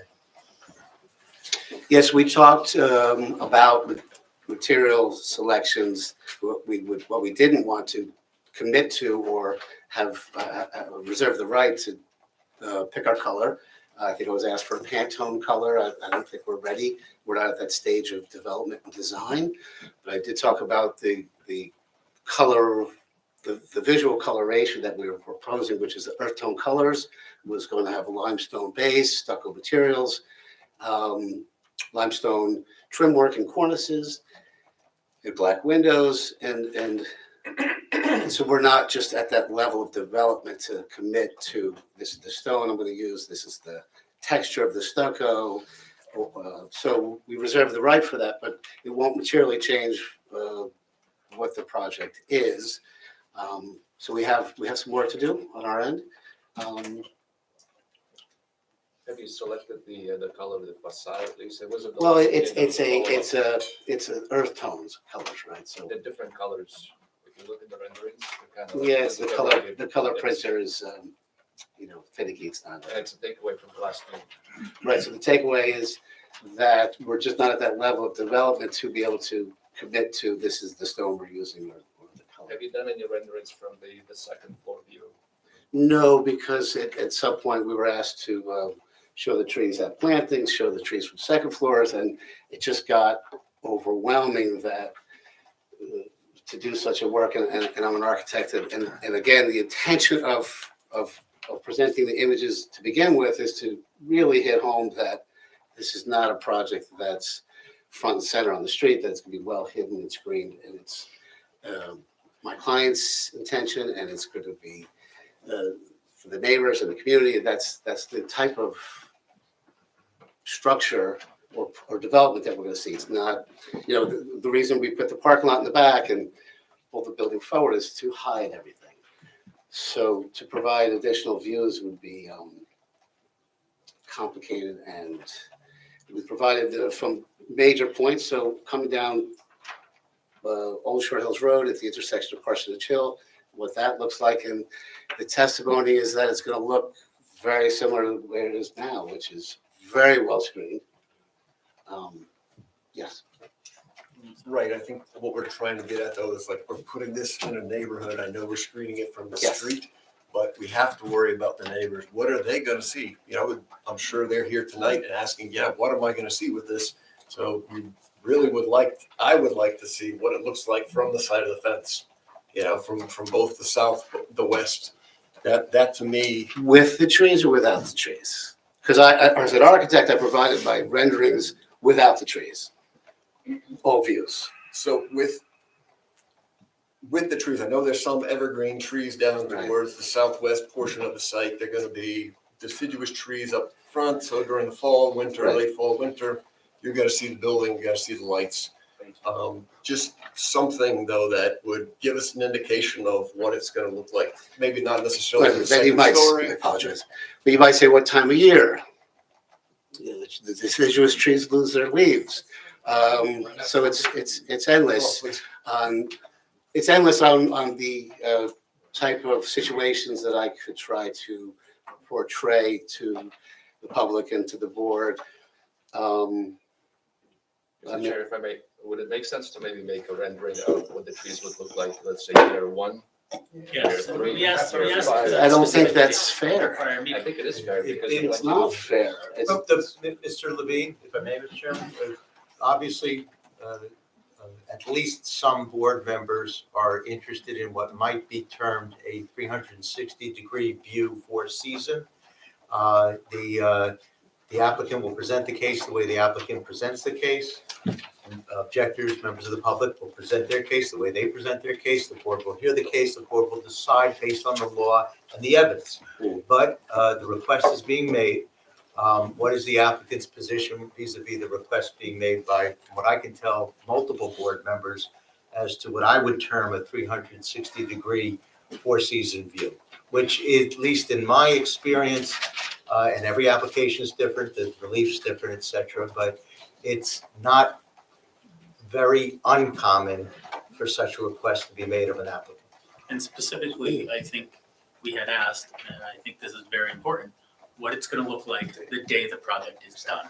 Right. Okay, because the testimony that we heard tonight is this is A10, this is 5 or 10 years down the road, could be longer. So I think what we all want to know is what is this going to look like for the next decade? And we haven't been provided with anything to answer that. Right. And now we have more board members being more specific, which is also temporally, which is also, in my opinion, not uncommon vis-a-vis installation of the trees at planting height 1 year, 5 years, 10 years. Now, again, the applicant will decide, and maybe you want to consult with your client as well, but in fairness to the applicant, but we're hearing the request. It's for the applicant to decide and address. Understood. Certainly hearing the request. We're certainly not prepared, obviously, to share that with you this evening. We've heard what you're saying, we've digested it. Obviously, you're right. It's incumbent upon us to present our case as we see fit. And you referenced tangentially, the legal requirements and what have you, and not to put the cart before the horse, but part of our calculus in thinking about all of this is, at the end of the day, whether or not it's within this board's purview to deny an application like this strictly over aesthetic concerns when there are no design standards applicable. You may be curious, you may want to know, But in terms of its legal relevance to what we're doing here, it's nil. I also think it's much more common to have 360-degree renderings when you need variance relief as opposed to when you are a full-on conditional use that complies with all the conditional use standards. But certainly hear the request. I'm going to discuss it with my client. We certainly reserve the right to come back and provide additional exhibits in response to the board's request, but we certainly heard the request loud and clear and understand it. We'll, one thing I can pledge the board is that I will discuss it with my client. We'll consider it and decide to move forward. We won't overlook it or forget it. I suspect the board appreciates that. Yeah, I'd like to add one more piece to that. I keep hearing that, as far as architecturally and, meeting all the requirements, but it is, you do realize that you're in a recognized historic district, and I wouldn't be doing my job. It is not designated. It is recognized on the element of the master plan and on the virtual map as future designations. This particular property, it is current. And Wait, so, please, I think the chair was about to say something about decorum. okay, Got it for me, thank you. I think it is our responsibility and also yours, is that we do know what the residents and how it is in keeping with this historic, it's documented, okay? Again, a resource on the element of the master plan. So we do have the right to make sure it's in keeping with the current community and this historic property. So I'd like your opinion on how it does fit currently, but I think it is our responsibility as a board to say, how does it keep within this historic recognized district, which someday may be designated? Sure.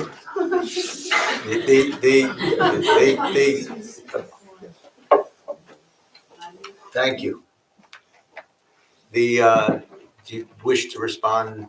The applicant vigorously disagrees with the notion that this is in a historic district. That is a defined term. You have an extensive historic preservation ordinance in town. There are 2 historic districts in town. This property is within neither one. There are a handful of designated historic landmarks in town. This property is not one of them. This property is listed in the historic preservation element of your master plan, along with dozens and dozens and dozens of others. The master plan is not on par with the zoning ordinance in that it does not have regulatory effect. It's aspirational. There was a nomination report that was prepared with regard to this property that the Historic Preservation Committee submitted. But that nomination was not accepted. It's not on the State Historic Preservation Office list of historic places. It's not on the national list. So the blanket assertion that this is in a historic district is factually inaccurate. I'd like to make a correction. It was withdrawn because I cared about the public and their opinion. So please, that clarification on that historic designation. It was not denied. I didn't say it was denied. What did you say? I said if there was a nomination report and it wasn't designated. You're claiming it's categorically, factually incorrect, but you did reference the fact that it is designated in the master plan, so.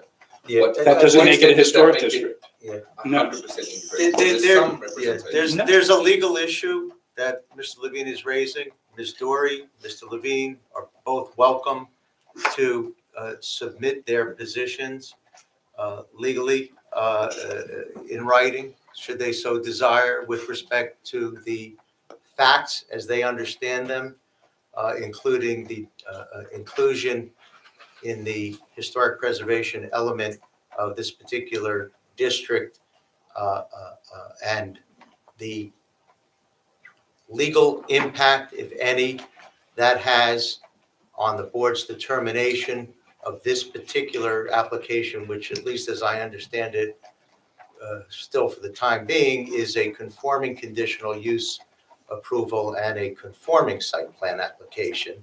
I don't believe that's changed yet, has it, Mr. Petto or Ms. Callahan? It has not changed yet? Okay. They're welcome to do that because, and they may have different legal opinions. And once we receive that information, should the board so desire, I'll provide my legal opinion, and then the board will decide the So- extent to which, if at all, they take So that I'm into asking for consideration. clarification of his legal opinion now, that's out of limits, is that what you're saying? Well, no, what I'm saying is he's making a legal argument. Ms. Dory should have an opportunity to make a different legal argument, should she have one. Because what I'm hearing factually is it's in the historic preservation element of the master plan, but it's not elsewhere, so to speak, including not on the National or State Historic Register. And what he is arguing is what import that has legally, the extent to which, if at all, we can consider it in our, I say we, as the board, I don't make to consider, but the board can consider in making its determination on this particular application. Ms. Dory may have a different opinion based on those facts. They may agree on the facts, disagree as to what the law is and the impact on us. Let them make their arguments. That's why we sit in a quasi-judicial capacity.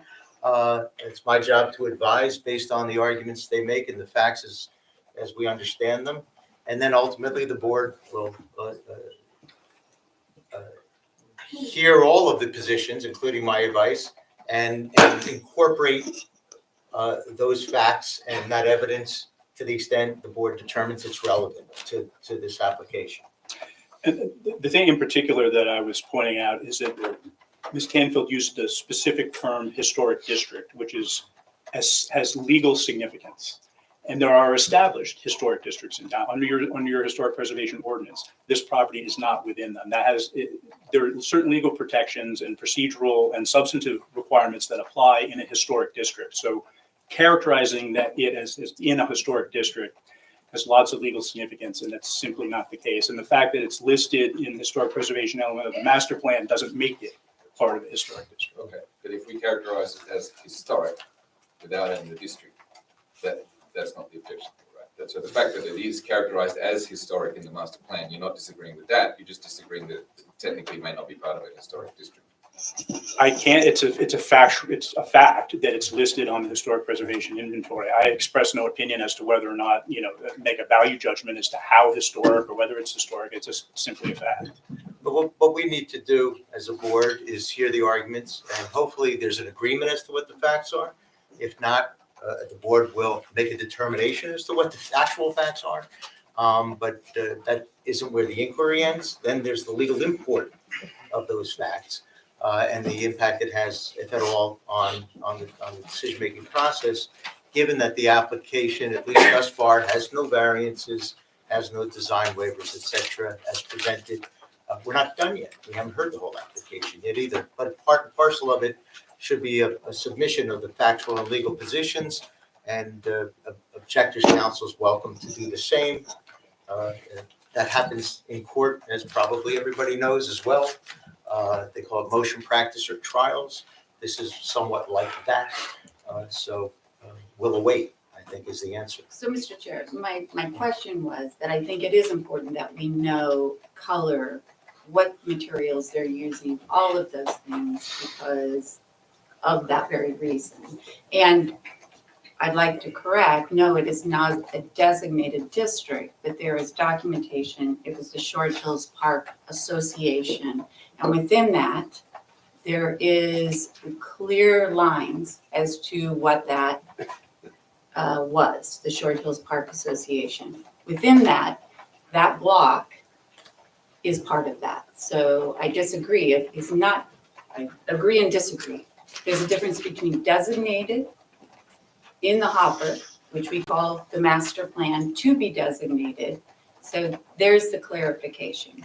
So. And if I may, with the chair's permission, again, just to be crystal clear, the board has not made any determinations one way or the other on this issue, let alone the cases, the application as a whole. The board will not make any determinations on the application as a whole until the application is complete.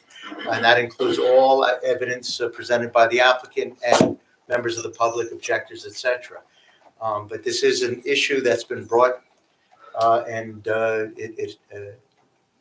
think applicant and objectors counsel are welcome to submit on it for clarification purposes. I would submit it might be helpful to the board if they were to do so, both factually and legally. And I can assure you it would help the board attorney to advise the board, and then the board will do as the board does. Factually, is it the house that's on the historic? No, it's the block and lot. But then the district has many blocks and lots, and it is on the, maybe Graham, you can help me, on the virtual map is recognized that it is on the element of the master plan since. And really, the evidence, thank you, should come from our board professional, but again, ultimately, it's also going to come from the applicant, the objectors. Thank you. Graham, is that correct? What board member Canfield's understanding is? Yeah, the property is identified within the surface retail master plan. Okay, thank you for putting that on the record. And again, nobody's made any determinations one way or the other. The board awaits the factual and legal submissions. Ms. Canfield, do you have any other questions? No, I think my clarification was knowing the materials, the color, all of that is important because of this very, in my mind, a historic possible district. And I suspect applicants, council will take that into consideration, discuss it with the client. Ms. Doherty will do the same. And we'll see what we see and hear what we hear. Mr. Baxter? I did have one last question that goes right back to what Paul had said at the start, which is this, I think we're talking about A10, right? The one you just gave us. It looks like we're looking down on top of the street sign there for Park Road. So the question is this a view from Park Road for someone who's 12 feet tall? Yeah. It is. Okay. Well, this was taken from Google imagery, and so I guess their camera, I'm not sure what height their camera's mounted on, but I was able to get. So yes, I could go there, take a picture. Yeah, I think and seeing a this rendering is- from a more natural human height might help. Yeah. Help, but I guess help determine what. What the actual will look like, because I think looking down through a tree canopy is very blocking. Looking across where there's no low branches, it's not necessarily the same viewpoint, right? I think that's what Paul had was getting at. Yeah. Okay. Well, I think the question is, a claim was made, testimony was made that this project would be well screened. Yes. And what we were provided with is something that's in the future and from a different angle, which distorts the perspective. So now we're in a position where we're potentially questioning the veracity of the statements that were made because what was provided is something, in the distant future that may or may not. Yeah, it's very interesting. I think maybe to my advantage, if I show the plants at planting and I show it at eye level, and we're all different. Let's just say we'll show it at 5'8" or 5'2". It'll probably work in my favor because the trees, you plant a small maple and the canopy is going to be right in your face versus 20 years from now, it's going to be 67 feet tall and the canopy be there. So it's kind of like to what avail do I map this thing and Well, it sounds like if you're we- saying it would behoove you to. absolutely. So I'll do So it. that- But again, I guess it's just it's confusing when when I have a piece of architecture that's very it's not changing, and I have definitive dimensions. But when we talk about landscaping, these things move and change, and there's times of years. But if you look at the landscaping plan and the intent of the project, you would say this is like a tree farm. Like we could charge rent and it's like a park. It's not that we mow down every tree and we have grass and here's our building, and so that's the intention, that it's well screened. To what? That's the intention. Is there any guarantee that we'll get that these trees will be allowed to grow? Well, yeah, I And think if there's they a, die, they'll be replaced. Is there a with something 2-year that's- maintenance and replacement guarantee, as there generally is in my experience in other municipalities? If I recall correctly, that's already been stipulated That's to. correct. It's 201. That was For discussed. 2 years though, correct? 2, yeah. Yep, I it was- think somebody had put 1 in something, and Yeah. candidly, I think I said, isn't it 2? So- That's correct. Yeah. So I'll take the blame for the extra year. The- No, it's in compliance with the MLU, it's 2 years. Yeah, no, it's 2 years. It's 2 years. I get no credit or blame. So then I guess my question would be, if the intention is for this to eventually one day look like this on A10, trees are grown, the area is screened, would the applicant agree to a stipulation that they would go beyond the 2 years maintenance so that, you know, if some of these trees didn't take and, you know, after 2 years, they're little twigs, that they'll be replaced and, you know, they'll continue to strive towards what we see here in A10. Is that a stipulation that you guys would consider? You don't have to answer now, but consider. I think what I'm thinking is that it might be helpful, because if your intention is actually for it to look like A10, I don't see, you know, why would someone object to that? I heard the request. That's something we'll have to discuss with my client. Thank you.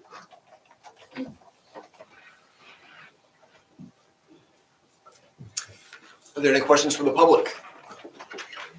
Specifically pertaining to his testimony tonight? Thank you. Good evening, Mr. Dubnay, how are you? Don't know yet. Okay. I think that was a credible response. So I saw the rendering that you marked as A10, and that's the view from Park Road, right? Park Road, yes. Okay, and you have not prepared any renderings from the west side of the property? No. Okay, and there was one view from the west side of the property that was included in A7?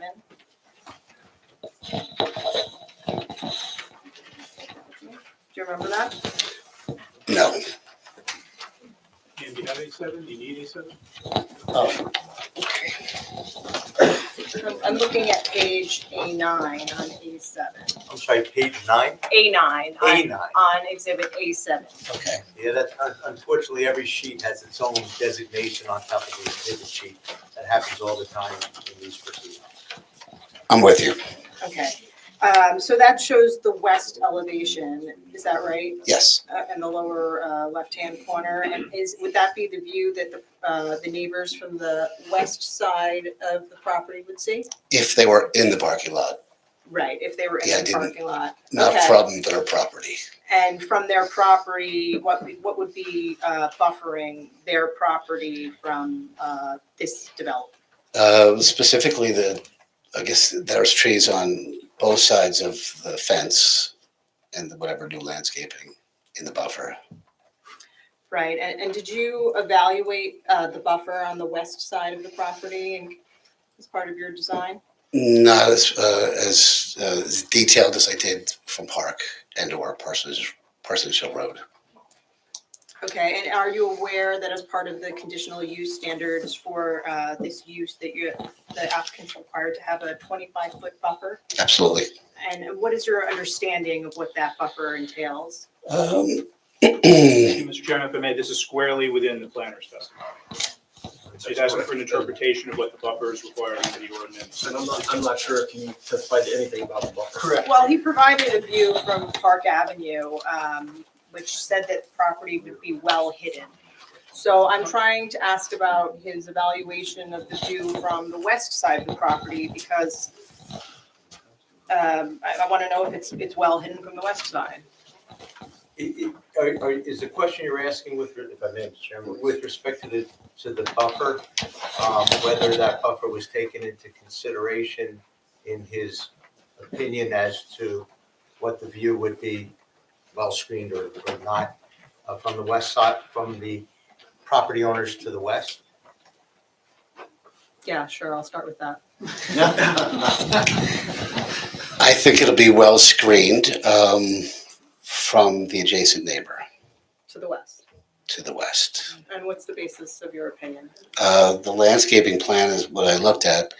Certainly architecturally it wasn't involved, but looks like a lot of mature growth plus new plantings. So to me, I don't know if it could be any more well screened. And are you aware that there used to be a stormwater feature in the buffer area that now the applicants agreed to remove? I heard that. Okay, and do you know if the applicant will be adding any additional plantings into that buffer area because it's removing that stormwater feature? I couldn't answer Okay, that question. would that be part of your evaluation when you return to the board at the next meeting to demonstrate how this would be well screened from the western side? Maybe if we did more views, but if I could get I couldn't answer that, what help we'll have next time in relationship to the west side. Well, have you prepared any other views of what the neighbors on the western property, on the western side of the property would see that you haven't presented to the board? Can you repeat the question? Have you prepared any views or renderings of what the neighbors from the No. western side? No, Okay, there's none that you have I prepared? haven't prepared any. And are you aware that the slope of the property, some of the neighbors on the western side are at a higher elevation and would be kind of looking down into the property? Are you aware of that? No, I didn't study the neighbor's topography. So you didn't study the grading of the adjacent properties to No. determine whether or not there would be an adequate buffer between this use and? Buffer is a plan view, 25 feet, so I don't know what the grade is of the adjacent neighbor's home, no.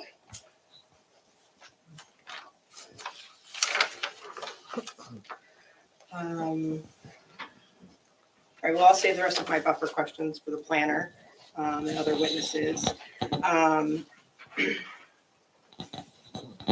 Yeah, I believe you depicted the rooftop and mechanical equipment on your plans here, correct? Correct. And you testified that the location of those would be in the center of the roof, is that right?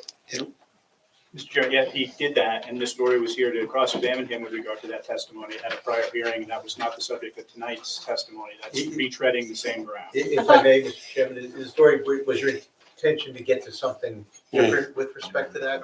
We're just at the beginning of the question, it sounded like? I was wondering if the location of those had changed at all. I thought there was some testimony earlier or commentary about the rooftop mechanical equipment. Only that I agreed that as a condition of approval, the applicant would agree to do a post HVAC installation noise test to order. confirm that we comply with the DEP noise regulations. And Mr. Chair, confirming that it was in the center of the building also. Mr. Chair, if I can add, there was another follow-up from a previous meeting to make it more green. Did you look into that? The screen that we're proposing is the one that we're going to go with. There was no additional further green screening that the applicant was willing to provide. If I may continue. Was there any evaluation done by you to determine what buffering there would be from the adjoining residences to the west? So to determine whether or not they could see the rooftop mechanical equipment? From where? From From their from the roof, residences. From the first floor, from the second floor? I guess from the first or second floor of their residences? Well, from the first floor, I would testify that they would not see it because my rendering, I specifically located the mechanical units on the roof. I did my 3D perspective imagery, and I could not see, that was the goal, to not see, I don't want to see it either, from the parking lot. So as you, I don't know what the height of the, you would be asking me if you could see from what height? Well, the second floor, let's say the second floor of the adjoining residences to the west. How tall is the first floor? I don't know, a standard. It's not my house, I don't know. 12 feet? 12-foot first floor? Floor to second floor, 12 feet? No, 10 foot? I guess that's too high. Oh, I couldn't answer that. Oh, let's say 10 foot. 10 foot. And so then the thickness of the floor is maybe a foot. I can hear you.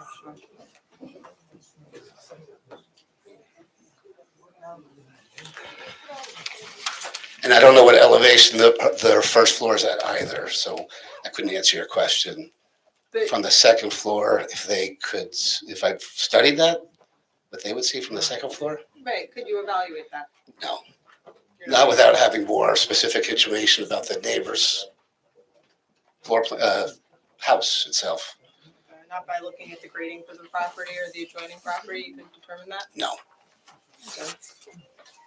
Okay.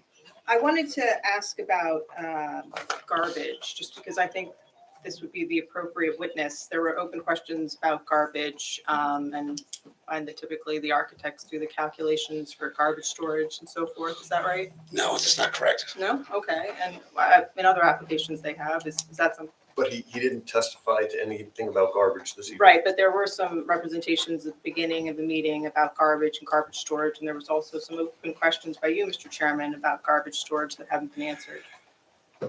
I can't help but chuckle, because the only reason that those were mentioned was in direct response to Ms. Dory's request on behalf of her applicant, would the applicant be so kind as to limit its hours of pickup? And, can you tell us more about whether it'll be dumpsters and containers, in order to try to be responsive and answer her questions? So by merely answering those questions, you can't bootstrap that into an argument. It's, oh, the door's been opened, so now let's ask 10 million questions about garbage. Mr. Levine, your argument is that there was a time for that questioning when the testimony was given the last go-round or go-round before that? Is that your objection? Yes, and it's not as though there was testimony open today with specific answers to direct questions that the applicant had stipulated to, they would be agreeable as conditions of approval. It's not a reopening of the subject of the testimony. Mr. Chairman, my advice is maybe Ms. Dory should look and see if she has new areas of questioning based on this evening's testimony. Well, I appreciate the applicant addressing as a stipulation in the beginning of the hearing my questions related to garbage, but there was one outstanding question regarding whether or not there would be enough storage for the trash and whether that was evaluated. So either if the architect has evaluated that or the engineer, that was an open question. Maybe the applicant can chairman, address so- whether someone is going to testify, whether that's an open question, and if so, whether it's going to be addressed by a certain witness or not. I don't believe it's an open question, and the dimensioned trash fully enclosed trash enclosure is shown on the plans. There's some question as to the accuracy of we haven't even engaged with a trash hauler to know how frequently they're going to be picking up the trash. So That was actually entirely my speculative. question, the frequency of trash pickup, but we can handle that later, maybe at the red light. Do we have a representation with respect to frequency of garbage pickup? No, we don't. Okay. And we should, should the board not expect to hear from a witness with respect to that question? There are health and safety ordinances in town. We certainly can't, we would be cited and fined if, we had an unsightly, garbage condition and an uncontained and uncontrolled garbage. We wouldn't expect to be exempt from that. Is it the representation of the applicant that there'll be sufficient capacity in the trash enclosure in order to abide by all health and safety ordinances of the municipality? Of course. And the applicant obviously doesn't have to stipulate it too, because the applicant's going to be obligated. But the applicant will have to comply with all ordinances, including those ordinances. Absolutely. Okay, thank you. No further questions.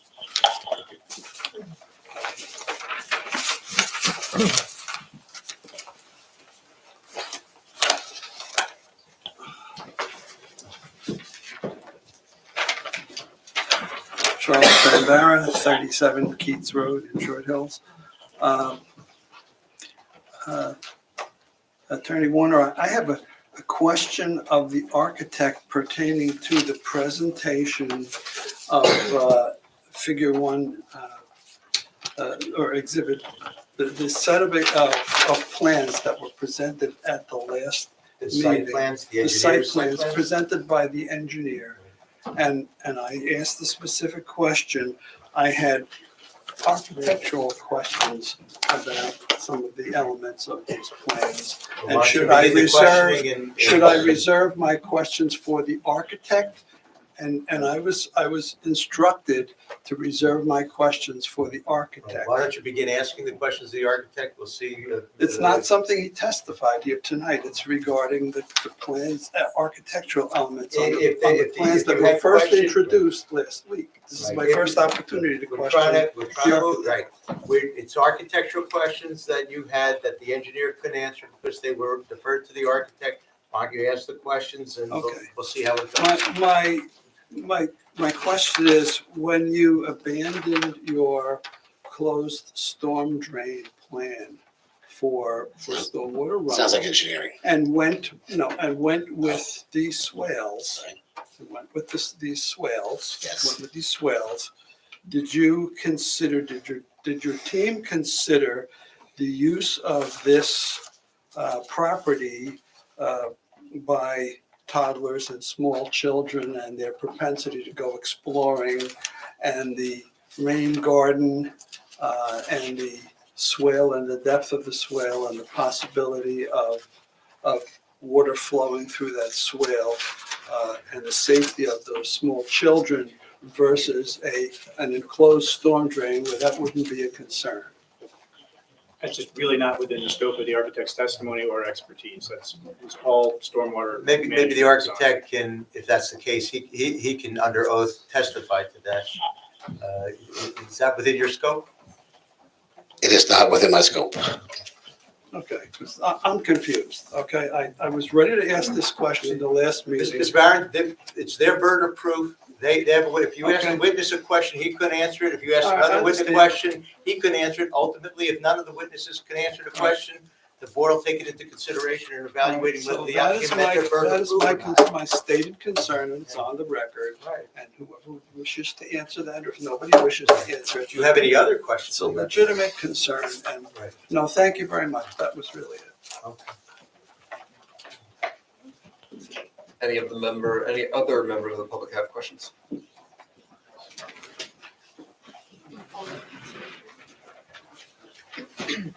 Jean Pasternak, 342 Hobart. My question is, I like the phrase earth tone, but I really don't know what that means when it comes to colors. Could it be a bright orange? That's, that would not be considered earth tone color, bright Could orange. it be red? Earth, I know. earthy, I'm asking a browns, question. You can beiges. say yes or no. No. Is it red? Could it be red? I testified that it's gonna be beige colored, very neutral colors. I'm sorry, beige or what? Beige are very neutral colors, neutral. So, So I'm just trying to get really. it will not be a understand what purple it's gonna building. look like. It's not gonna be It purple. will not be a purple building. Could it be a green color? And It will what not be a shade? green color, unless maybe a little bit of olive somewhere. So we're talking about, when you say neutral, nothing that's what? Can you just give me like a little more specific? What does neutral mean in terms of color? Soothing, soft colors. Beige. No. I'm sorry, sir. Sir, if you want to ask a question, you'll come up, give your name and address and ask a question. I would say beige, in the beige family. Okay, so the renderings that we had seen earlier, I don't know the numbers of the exhibits, A7 in the Yes. beginning, it looked orange. And then in other renderings, the building looked white in color. So I'm just trying to get a Sure, sense. So I'm here to orange, testify, white, yes, Now we're that beige, okay. So it's beige, somewhere in that neutral, Range, yes, okay, warm tones. okay, thank you. Thank you. Please. Itai Harel, Just spell your name. ETAI, his first name, last name is Harel, Harel, 45 Woodfield Drive. Good. Just a few questions. What does it say in the ordinance? Is there a specific ordinance that refers to what color this building can be or cannot be? Not that I'm aware of, no. There's nothing in the ordinance that says that if the applicant wanted to make this a purple building, Yes, is if there we anything reason to wanted deny to, the application because it was purple? no.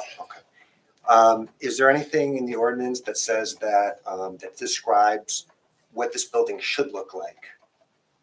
Because I've heard references to like the master plan saying it should be in keeping with the neighborhood. Right. Where in the ordinance does it kind of specify what that means? We don't have those design criteria. We have height, mass, and sizes of buildings. There's nowhere to. So long as you meet those requirements. Yes. There's nothing to stipulate what color, what design, what style, what shape. No. Okay. There's nothing. There's nothing. Okay. One last question. Where in the ordinance does it explain what type of screening is required for a conditional use application? I didn't find any. Is there any? No. There's no requirement to screen this building, No. as far as you know. None. Just to maintain the 25-foot buffer and the setbacks from the street, front yards. So where did all these extra trees come from? That's the tree replacement? It's a tree replacement, yes. So that's just replacing trees that were taken down? The trees that'll be taken down need to be replaced, yes. And that's part of the ordinance? Yes.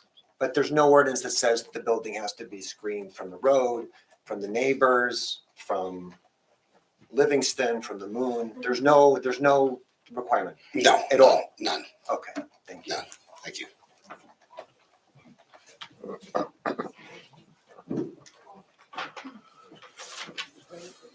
I have a question relating to that last question. So that's really related to the definition of a buffer, whether there's a requirement to screen. Certainly under certain interpretation of what buffer means. Right. There is screening requirements. Well, there's Well, yeah, I sorry. have questions coming up. So Yeah, okay. is it your assertion that those buffer considerations are irrelevant in this case? In response to your last question, where you're saying there's nothing in the ordinances that requires screening, yet a buffer tends to require, usually commands some sort of screening. And we heard earlier that you weren't the one to answer these questions, but the planning person was. So are you now the person we should be asking these questions about what constitutes a buffer? Most likely not, no. But that's the only thing, if you talk about screening, is the buffer, the 25-foot buffer. What's in the buffer and the design that's outside the architectural purview, but I know from a zoning perspective, you must keep a 25-foot buffer. And I think the only requirement is a 6-foot high fence and staggered trees, but I'm not the right person to testify about what's in the buffer. Maybe the testimony to the last, testimony to the last question maybe wasn't appropriate. Well, I think I added that. I think I added that technicality, which is the only thing in the ordinance that I know about screening is the buffer. And to maintain that buffer. I just was trying to politely sit and wait. Christine Best, coming back again. You just talked about the conditional use, regulations, they're very clear cut. I wanted to ask you, with your level of experience doing a lot of, homes in the town, what is the difference to you on a conditional use application in terms of, the things that the planning board thinks about versus a variance hearing? Well, variance, you would require the permission to violate a law or a zoning law. And we don't have that. So from my understanding, as long as we meet the requirements of the conditional use, it's good. Now we're here to talk about traffic flow and patterns and lighting and requirements and the operation of the building to make sure that it's works well and flows well. And I think we've received some really good feedback from the engineers and the planners and the board members to develop the site. Okay. What I'm confused about, and maybe you can educate me, is then if you meet all these requirements, why are we here tonight? Presenting. I just was wondering. No, I'm just trying to ask. Why am I here? No, why are we all here? Because I don't know. I'm asking. People can laugh about the question. The Yes. reason why I is get it. that conditional use is still on condition of what you present in the same way a variance is on condition. You know what, Madam Chair, Madam Chair, excuse me, I'm saying Madam and Mr. Chair. I don't know if it would be appropriate for Mr. Petto to weigh in on, as the board planner, what a conditional use, a conforming conditional use means, and as opposed to variances and the like, if he's willing, I believe he's able. I mean, Educate for the benefit of the board and perhaps also members of the public, including the member of the public who just asked. I guess I'll limit my commentary because I don't want to, I want to allow the witness to ask their questions. Feel But free. the planning board, under municipal land use law, the planning board is empowered to authorize or approve conditional uses. And the planning board is also empowered to approve site plan applications, of which this application for you this evening meets both of those criteria. One, seeking conditional use approval, and the board is to confirm compliance with the conditions as they're set forth within the ordinance, and also to approve a site plan application. If a conditional use conforms with all the conditions, the planning board has jurisdiction to hear it, and as a gatekeeper, for lack of a better term, can ensure that the conditions are met and grant approval. Would that be accurate? That is accurate. Okay, if there were a deviation from any one any one of the conditions of the conditional use, would that require a D3 use variance, which could only be heard by the zoning board of adjustment and not this planning board?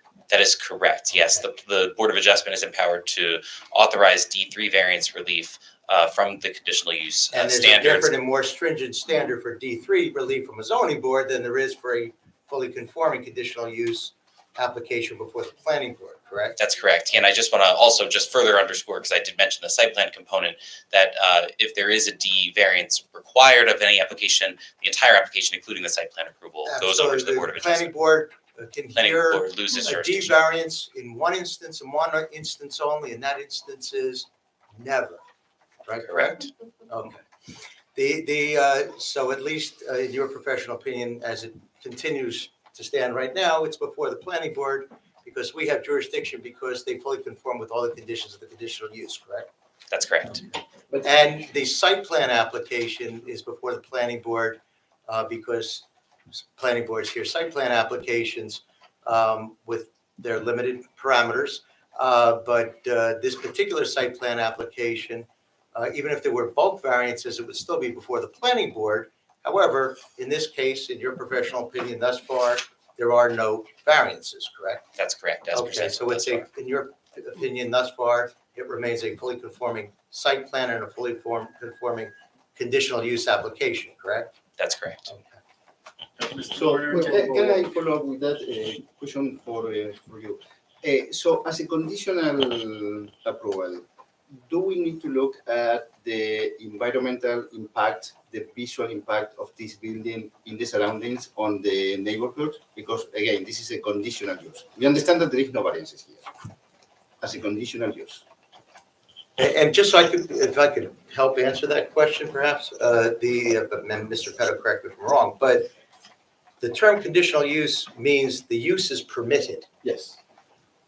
As long as it satisfies conditions, correct, Mr. Petto? That's correct. And in this case, again, at least thus far, the reason this board is hearing it is because this particular conditional use meets all of those conditions, correct?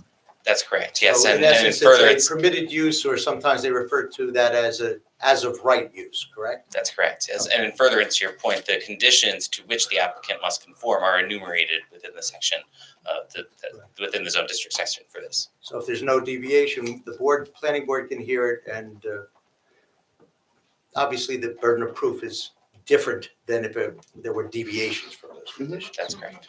And Mr. Warner, just for clarification, for the benefit of everyone here, this body serves basically as the jury in this quasi-judicial proceeding, correct? Subject to the facts and the law, yes. And the law, sure. And so we hear testimony from experts, ordinary citizens as well, and it's our job to decide whether that's the testimony that we've heard is correct and that it meets all of the conditions and the requirements, correct? Correct, whatever those requirements are, they're different in every case. In a fully conforming site plan application, the review parameters for a planning board are very limited. That's the law. And for a fully conforming conditional use approval, they're limited. That's the law. We are going to hear from, in addition to Mr. Petto, our planner, who you've already heard from, we're going to hear, as I understand it, from the applicant's planner, who will be addressing those very issues, what the law is, what the standards are, that the applicant has the burden of proof to meet, and whether or not they met them, and if so, how. I suspect we'll hear from the planner. That's generally what you hear from the applicant's planner, and the applicant, the objector, or anyone for that matter, who wishes to retain a professional planner to testify in opposition thereto, can do the same. And again, you'll make the determination, but it is frankly more than fair to say that the standard of proof for a fully conforming conditional use and a fully conforming site plan application, if indeed it remains as such, is, would it be fair to say, Mr. Petto, it's significantly lower than if there were a D3 variance before the zoning board of adjustment, or perhaps even bulk variances before the planning board? I would agree with that characterization, yes. So I just want people to know at least generally what the parameters are. So- We'll hear the specifics. Right, so that being said, I think, the public had asked what this board basically does, why we are here. And what I'm hearing is we will hear testimony, and we'll hear testimony from the objector, perhaps, we'll hear testimony from our own professionals, and we'll hear testimony from the applicant's professionals.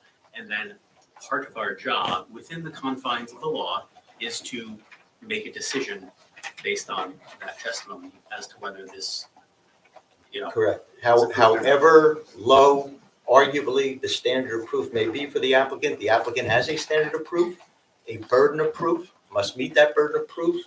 And based on the facts and the evidence within those parameters, you're the ultimate arbiter, or at least at the administrative level. You're the ultimate arbiter. There's always an appellate review process, but I'm sure the board will make the correct decision. Based on the facts and the law, they'll make a proper decision within their discretion. appreciate the clarification. Hopefully that gives the public a little bit better sense of why we are all sitting here tonight. Hopefully it's complicated. That's why there's a lot of people and professionals involved and board members, as the public no doubt is aware, but I can't stress it enough. They are volunteers who give a tremendous amount of their time and effort to provide a public service to their fellow residents. And that's why they're here tonight, and that's why they painstakingly spend time during the days as well. Also uncompensated. I don't want to rub that in too much because we want to keep these wonderful board members. But so I suspect everyone appreciates that they're doing that service for the benefit of the public. So hopefully that helps. Did that answer your question? Not really, but may I ask a question between you two, because I'm not sure who can answer it. Because, am I allowed? You just asked a question. Can I ask? Well, really, ultimately, I think for you to have a better understanding, if you wish to, of what the board's parameters are, you probably want to wait for the testimony from the planner, who's probably the last witness on the applicant's side. That's usually what happens, and says, based on all the evidence, this is why I think this. And then you'll hear perhaps from an objector's planner. But we can't sit here, unfortunately, and I'm not teach- sitting here. I'm being of course. quiet. No, we can't spend hours upon hours. I'm not spending hours upon hours. All right, if you don't want to let Mr. me finish, I'll stop myself. Why don't Well, you no. proceed with your questions of the applicant? No, of the I've applicant's argument? actually been very polite, Mr. Warner. No, you have, and I was trying to help, So- but I'll stop. No, it's It's okay. not I helpful. just, it's a lot of, I just wanted to ask the simplest question. Maybe you can answer this because you're an architect in this town. I bet you can. So planning boards have a responsibility to the general public when making their decision to uphold the neighborhood scheme. It's written in the law. I mean, I don't know if they're using the exact word scheme, but and also for public. I'm sorry, I was still. I never let it talk. Yeah, what is the question? I'm asking, is that true? I needed to finish the statement and then I was going to put comma, is that true? Okay?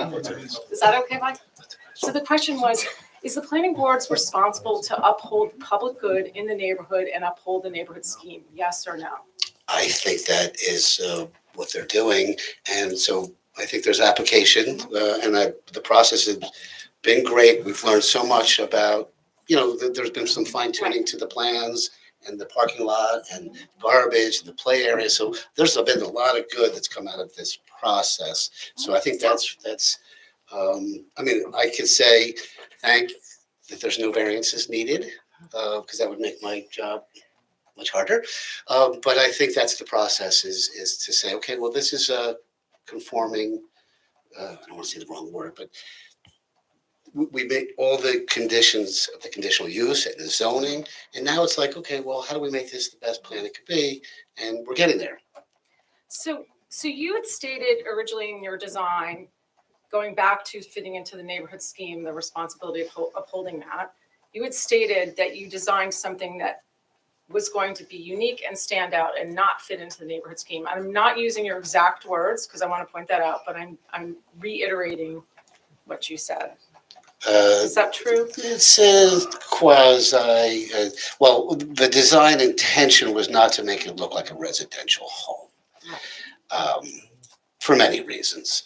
And so it was to make it look like a civic piece of architecture, a traditional piece of architecture, a timeless piece of architecture, not a modern masterpiece, which I would have loved to do. But my client and congregation, they all wanted a very traditional place to practice what they do. So is it traditional or modern? Because I was. It's confused. not modern. I apologize if I Okay. misled you. It's Classic. a, Is it We've classic? given this a lot of latitude. None of this was testified to tonight. It's well beyond the scope Yeah, of the very limited was offer of testified to. testimony that we made this evening. This is, again, a rehash of prior testimony that this woman and all the members of the public had ample opportunity to ask Mr. Duvernay about the last time.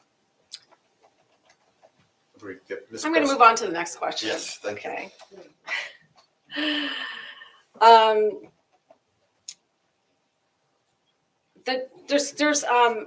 Are you a dual degree person with a landscape architecture design background as well as a design background, architectural background? no, Are you acting as the landscape architect for these plans? absolutely not. Is there a landscape architect that has been overseeing placements of trees, selections of trees, looking at understory trees and how they're going to fit in and grow up? Yes or no? Not within his testimony. Well, I can't tell if you can. Disrespectful to the public. She's just asking him how, like, he- Wait. Can you please ask the rabbi not to harass me wait, so I can finish my question? wait. Thank you. Disrespectful. Please, Rabbi, there's no need to speak to Ms. You guys Metz. should do your job, Mr. Attorney, do your Mr. job. Levine, Mr. Levine, I think there's enough land to be shared around. Maybe everyone can exercise civility and decorum and allow the chair to preside over the meeting and the hearing, as the chair will. And we can proceed with hopefully relevant questioning of the witnesses. I thought Go that ahead, was- Mr. Chairman. Yes, Yes. Mr. Chairman Gaston. Please make sure it is on the testimony that he gave tonight, and if it isn't, let's try and get past it. So that means I can't ask a question that wasn't ever answered. Is that what that means? I just want to be clear. It was a question for the architect that was never answered? I just had some other questions, just like the attorney did. If I can't ask it, It I will has to be sit down the- and I will send you guys my email questions. It has to be on the No, that's testimony next part. first. That's improper. Things can't be sent to the board. Everything the board does is an open public meeting. So you can continue to ask the questions of the architect, please, that are relevant to his testimony this evening. So, Mr. Warner, and this may help move things along. If a resident has posed a question, didn't get an answer, wouldn't it be appropriate for them to bring that up or highlight that during the appropriate phase when they're allowed At to the commentary, if they address- believe that Correct. there was a question that was relevant or material to this application that wasn't answered, they can, under oath, say, here's my list of questions I asked. I believe they're all relevant and material to the application. Here's why I think that. And as you will call, Mr. Chair, members of the board, it wasn't answered, and therefore I think that means something in your decision-making process. Absolutely. They don't have to ask the question 40 times. If it's not answered, then that's their point when they get there. Absolutely. Thank you. Respectfully, I don't think I asked any question more than 1.25 times. I was emphasizing that. It wasn't So- meant to be personal. So my No next need to question. take it that way. I'm not taking anything personally, I'm just stating facts. Okay, so next question is, you talked about the roof equipment being in the center of the building. You still don't know the square foot space of the roof equipment. So what I'm trying to understand is on this drawing, which I believe was from A7, if I'm incorrect, let me know. Is this A7? It is. Okay, thank you. So did you do this to scale or was this just sort of a mock-up? No, that's to scale. Okay, so can you answer what the square footage is if you've drawn it to scale on the plans Of what? of the roof equipment? You want to know the I had asked exact- that previously. Yes, no, I will not be able to give you the sizes of our equipment yet. We haven't designed it. There's so many variables and options, and it's like when I design a house. We design the house, we design the floor. Okay, now we get to what's the best way to heat and cool. There's so many options. So Okay, I understand. I'm not. I in know a- that makes total sense, but so then we can't really, can you, based on knowing that, can you really confirm at what point the horizon line of the equipment is actually going to be how many steps you have to be away from the building? I can confirm and testify to that from the ground level, even at the high elevation of Parsons Hill Road, which is 5 feet above our first floor, that you cannot see this rooftop mechanical equipment at a screening of 5 foot high. So however big the area is going to be, it's not going to change that. As long as I maintain that it's on the upper level roof. Is it your opinion as a designer, if you had a choice from a design perspective, not from a square footage perspective and trying to meet code, would you put rooftop equipment in a residential neighborhood, or would you try to put it on the ground where it's going to be quieter? I think it's not part of tonight's testimony. Well, he testified to the roof equipment to Dory, I think. We've also stipulated as a condition of approval of regardless of how many square feet are devoted to the area of the HVAC, it's all going to be screened and it's going to be compliant with the NJDEP noise standards. We've provided testimony in A7 as to two-scale renderings of showing that the screening will be effective at blocking the view of the rooftop mechanicals. There's no prohibition against rooftop mechanicals. Oh, so This should not, rooftop mechanicals are allowed in residential homes? this isn't a residential home. It's in a residential district. Right, agreed. I think the architect though can answer that correctly. Yes, you're And allowed. that's what I wanted to as ask long as him. you I was don't- just trying to ask You're questions. allowed to put rooftop mechanicals on a residence. You can? Of course. I didn't know that. I hadn't seen too many houses. Was that funny for you? Yeah. Okay, yeah, thank you. Okay, let's. So, thank you very much. Just give me a second to collect myself if you don't mind.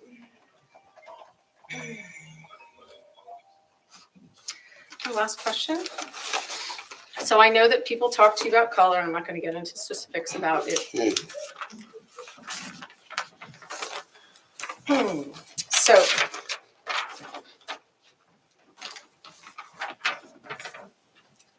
it's not going to be gray, and it's not going to be. It's not going to be gray, and it's not going to be orange, correct? Correct. Thank you. That's all I wanted to know. Thank you so much. I'm sorry that the public interrupted you so much. So, Well, thank you very I much. had a great question. Thank you. Any other questions from the public? Any other questions from the board? I'd just like to make a comment. Mr. Chair, I think the confusion here is, when we talk about landscaping, the architect agrees that he's not a landscape architect. So then we go to the engineer and the engineer says, well, that would be something to ask the architect. So I can understand everyone's confusion. I also understand some of the questions that are being asked multiple times because some of this stuff is exhibits for the public. We've done our best to push this application through as quickly and hear all the testimony from everyone, but understand that the materials have not been available, not only always for the board, but also for the public. So I'd really like us to kind of, give some leeway to people that are asking questions, that they may not have the same materials we have, and in some cases, we don't even have the materials. So I'd like to make a suggestion, going back to the landscape architect. I think there's some real questions when the attorney stands up and say which trees are not missing, and they're still on the plan. When the architect, says, well, I misunderstood, these are birches versus, evergreens. So my suggestion would be a landscape architect to give us a clear idea of how this particular buffer or around this commercial building in a residential area. Absolutely, and I think we can ask actually the applicant if they will have a witness, a landscape architect witness testify. I'll have to ask my client about it right now. That's not part of our project team in terms of testifying. It's certainly part of the project team in terms of putting the landscape plan together that's before you, that's been submitted as part of the site plan, that's been reviewed by the environmental commission, the forester, your planner, your engineer, but was not intended to be a testifying witness. I'll discuss it with my client, but I'm not going to commit to it now. Okay. All right, and understand it's their burden of proof. Thank you. I just want to say I concur. I think there are questions that have been asked that have not been able to be answered. And I think the most appropriate professional for that would be the landscape architect. We seem to have heard from everyone else, or will. Yeah, I think that could be helpful. And I'm sure the applicant appreciates the input from the board, who are the ultimate, will be making the ultimate determination at this administrative level, at least as to this application. And so I think we heard the applicant's counsel say he'll discuss it with his client. So again, we shall see. Thank you. Daniel, thank you very much. Andrew?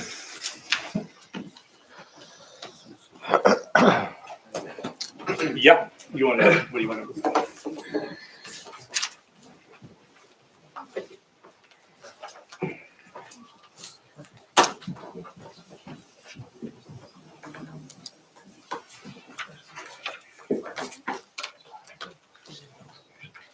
Andrew, you had provided extensive traffic-related testimony. The last time that you had testified, there was a request, I think primarily came from the board's traffic consultants with regard to putting a finer point on the daycare aspects of the proposed facility.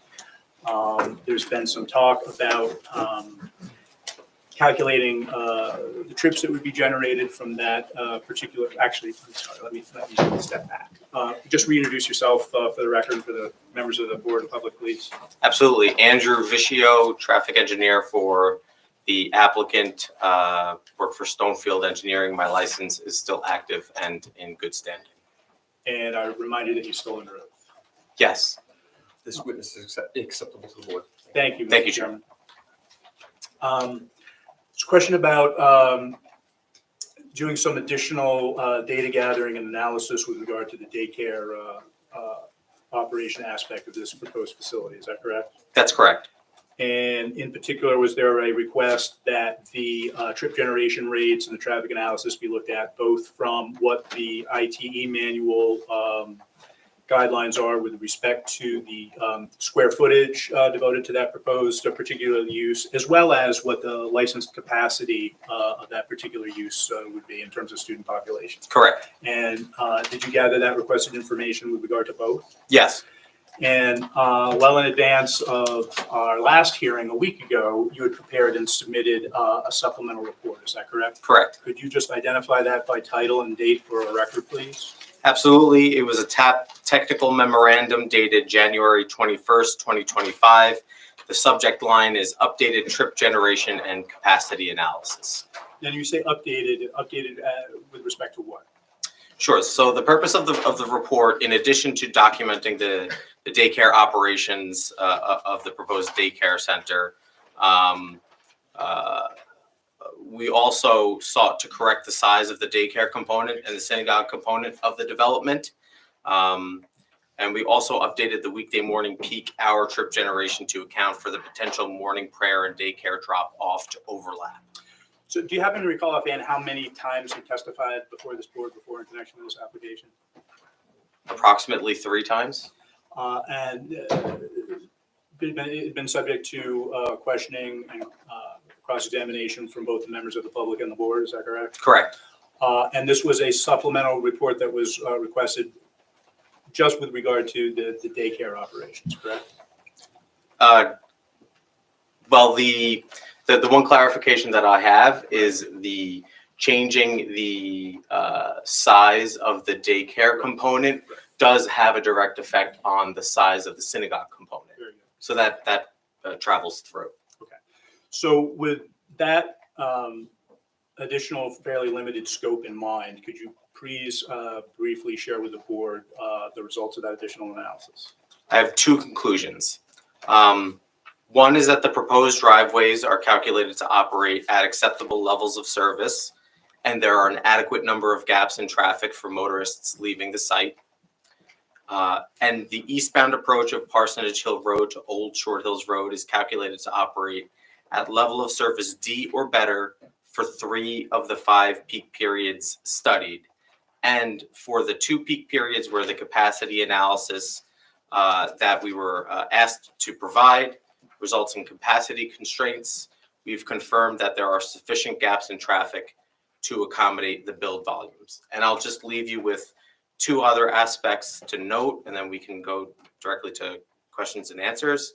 The latest Brightview Engineering Review Letter dated January 27th, 2025 concurs with the use of the ITE Daycare Center Land Use Code and affirms that the gap study methodology is consistent with traffic engineering practices and is acceptable to their office.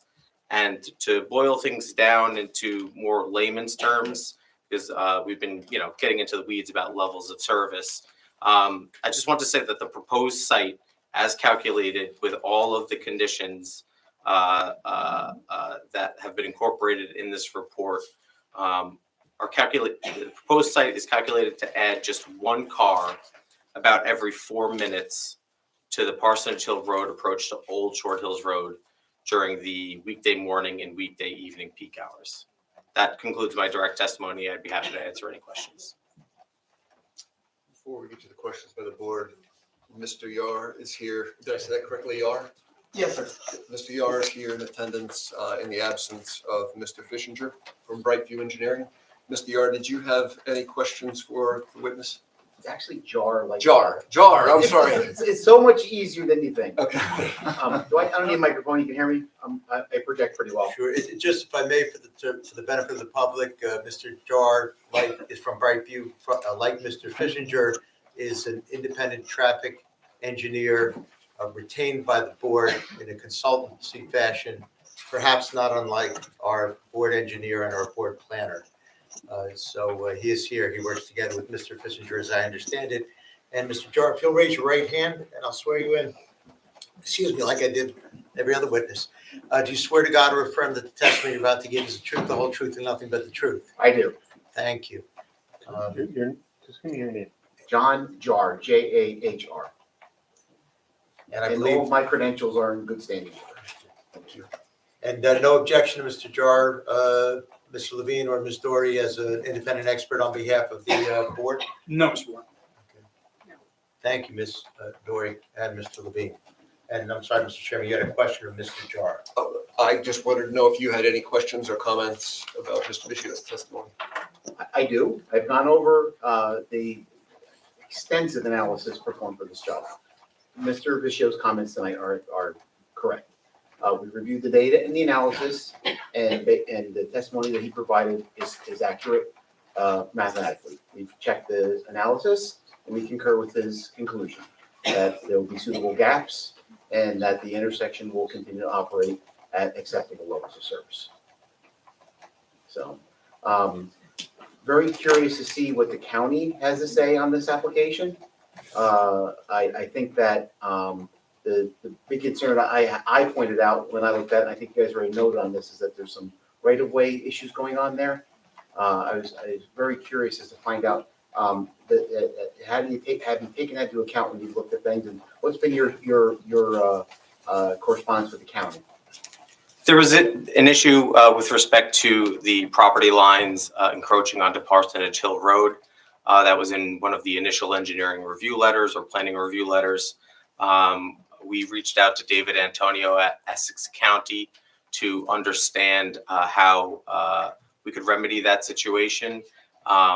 We inquired about the feasibility of utilizing an easement to correct that property line and make sure that the full Parsonage Hill Road cartway is outside of our effective property limits.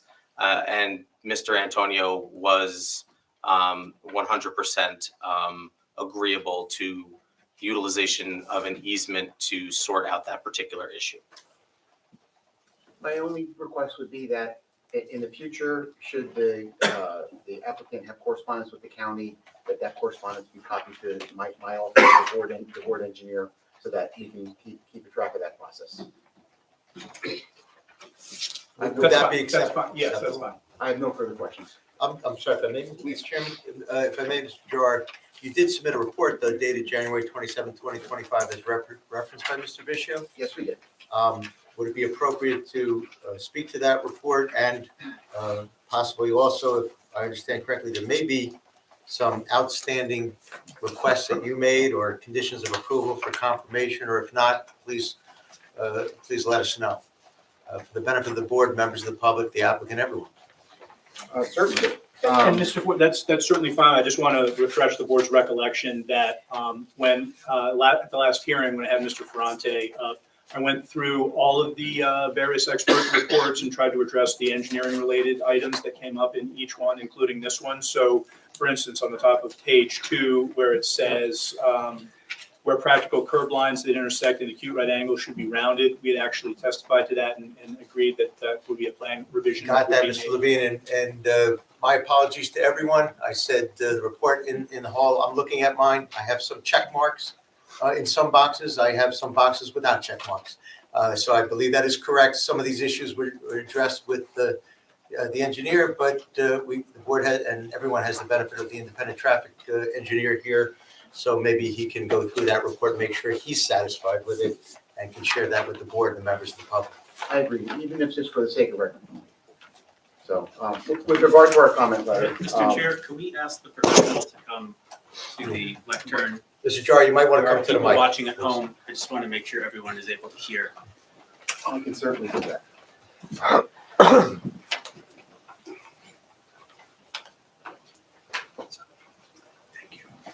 I will do my best to be brief and succinct.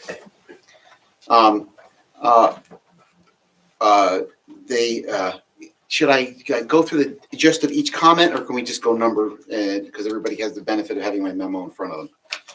Which would you prefer? I can go much quicker if we just, let me just knock through this, okay? Our first comment was we're concerned about some of the curb radiuses. My understanding is the applicant has complied with that or will comply. Will comply. Yes. Okay. Yeah, that's the check mark I have. Thank you. Yep. The updated circulation pattern is consistent with the previously submitted concept plan and is generally acceptable to our office.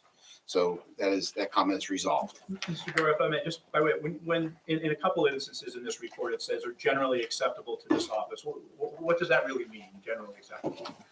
That means we find that adequate. We find that you responded to our concern in an adequate manner. So it's acceptable. It's acceptable. Does that also mean that it's, as you view the proposal, that it's safe? Or does not create an unsafe, said another way, does not create an unsafe condition? That depends on the comment. Okay. And moving forward, updated site triangles have been provided with the submission, and we find them to be acceptable. It's confirmed that the site triangles will be adequate. Large wheelbase, this number 3. Number 4, large wheelbase vehicle templates for garbage trucks. My understanding is that we haven't seen that yet, but they will comply with our request for turning templates to review turning large wheelbase vehicles. Okay. I want to be clear. Yeah, we will comply. This would be, again, if the board were to see fit to approve this application, this would be part of traditional resolution compliance. We're planning an additional iteration of the plans to show that. Prior to the decision. And this is a good example of a very common thing, right? This is a very technical engineering thing. They have to comply with that, right? They will have to provide a plan that myself and the town engineer will review and make certain that the trucks can make the turns. And if they can't, they'll have to fix the plan or make whatever modifications are necessary to make it comply. Additional information recommended regarding the access to the proposed playground area. Is ADA accessible ramps and playground area proposed? Is the gate proposed? If so, et cetera, et cetera. My understanding is that they will comply with the comments made under that section. I think it was a request for additional testimony that we provided at the last. Yeah, we talked about the setback from the curb and the location of the gate and where the ramp is. As well as signage. That's right. I believe, I certainly have the notes on that testimony, so it occurred. All right. The next section is traffic analysis. Mr. Vicio just testified to. He has complied with our request to review the trip generation. So he's complied with comment number 6. Provide testimony in case the operation restricted at certain times. I think that we've resolved this issue with regard to times. He's provided a trip generation, a gap analysis, and capacity analysis that encompass all the possible times that the daycare is going to be open, and he's provided the necessary engineering backup to convince our office that the intersection will operate at acceptable level of service.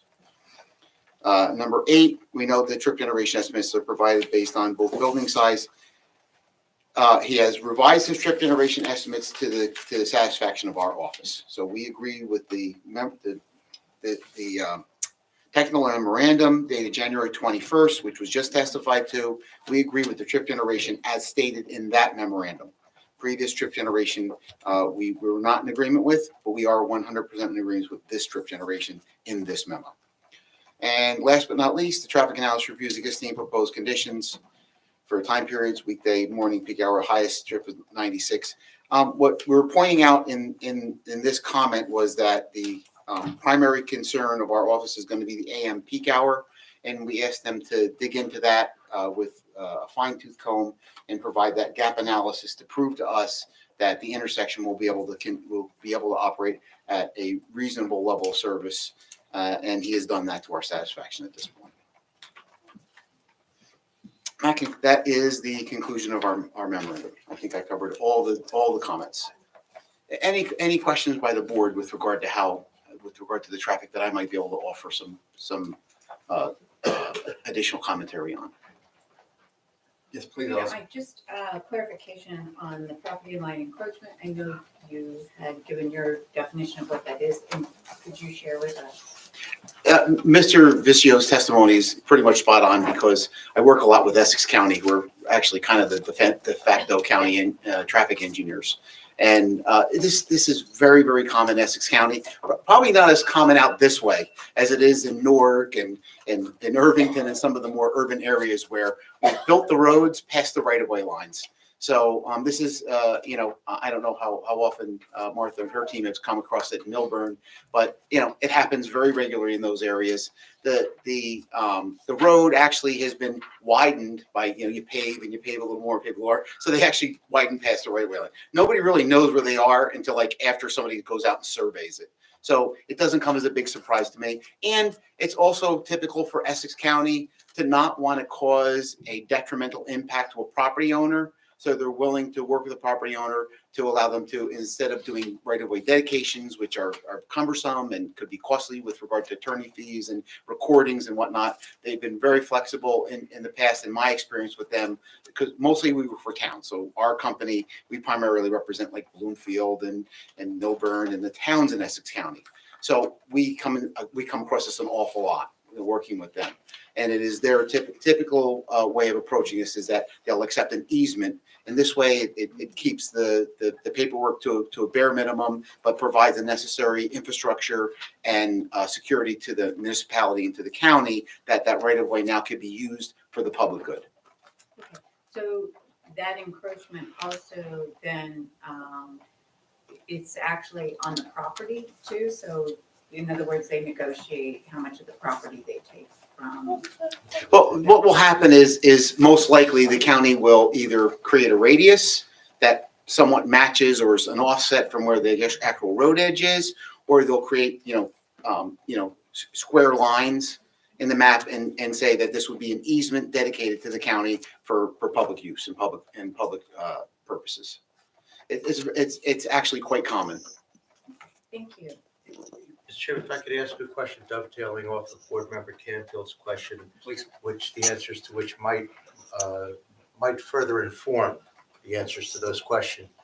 Are you, in your opinion, would it be feasible for the applicant to contend that an easement as opposed to a dedication, would be obtainable from the Essex County, I guess it's the planning board, right? Yes, I think it's very reasonable. And is it your understanding that if an easement is provided, that is not a taking of any property like a dedication would be, but in essence, it is a right or license to for the roadway to encroach upon the property, but it doesn't change the property lines. Would that be accurate? That is accurate, correct. Okay, that's one difference between an easement and a dedication, the two correct options that you addressed, correct? Yes. And also, if they do a dedication, it changes all of their numbers on their plan as far as pervious, impervious, open space. So hence the reason why the counties for obvious reasons, the county's come up with a policy that they try to go in this direction to help applicants and help towns better manage the situation. So just for clarification, so is that also include setbacks too? If the question is, if the property lines don't change, do the calculated bulk Yeah. deviate or bulk bulk regulations, whatever's proposed, do they stay the same? My understanding is yes, they would stay the same because no property would be changing hands, the boundary lines would not be changing. Thank you. So yes, I thought that might further inform the answer to the question. Yeah, thank you. So my pleasure, and I guess if I may, while I'm, for Mr. Vishio, there was, he addressed communication with the Essex County Planning Board and the gentleman's name. David Antonio. David Antonio, yes. Yes. While I might guess at what the answer is, let me ask the question. Do you have anything in writing, at least as of yet, from them in regard to your inquiry? I personally do not. I do not. Okay. Well, I think it's already been asked by Mr. Jar, and I think it's been answered. So whatever writings do come, when they come, they'll be provided to Mr. Jar and the board. Correct? It would also be reasonable for us simply to ask, quite honestly, because it's such a common occurrence and what they're asking, I think it's probably pretty reasonable for you to ask David to send you an email and let's just kill this. I don't. Well, it's up to yeah. the applicant and the Essex County Planning Board. Correct. But whatever is obtained in writing will be provided to Mr. Jar and the board, correct? Yeah. Yes, and typically the county planning board does that in any event, but yes, I'll represent, yes, we'll. It also takes a number of things off your guys' plate to, there's a lot of concerns here. So this could take one concern off the board's agenda. I had nothing further, Mr. Chairman. Thank you. Thank you. Anyone else from the board with questions for Mr. Vishio or Mr. Jar? I have a question for Mr. Bishop. The one number I heard that, and I'm sure I'm interpreting it incorrectly, was 1 car every 4 minutes at the Parsonage Hill entrance. Correct. Okay, so that would be 15 children per hour, assuming 1 per car. I know that there might be doubling up or whatever. So I'm wondering how you arrive at that figure.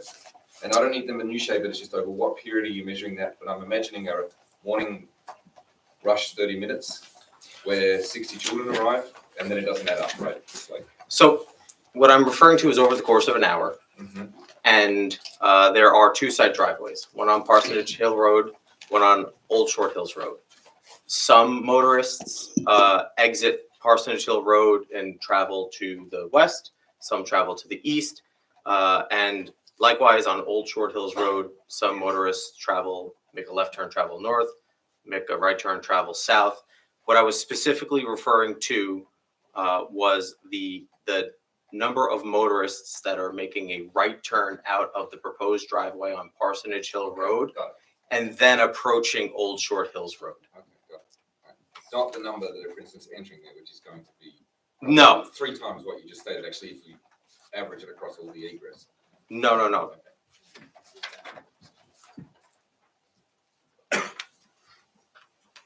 Okay.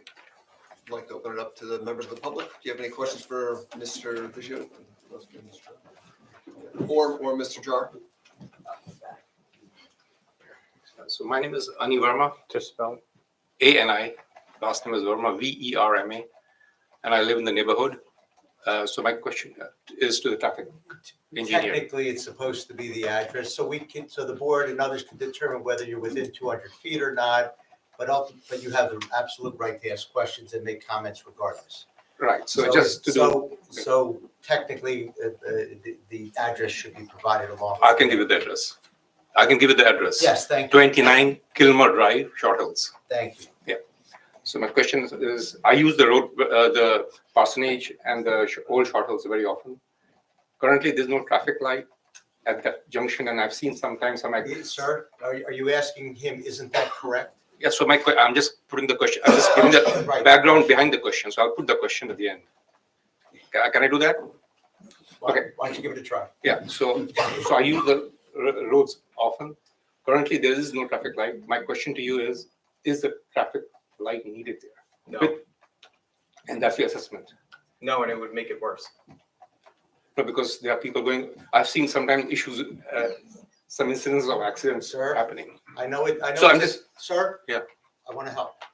I know it's an odd process. We don't live our daily life in a question and answer and wait for comments to be sworn in, et cetera. But for these proceedings, whether we like it or not, that's the way it has to proceed under the law.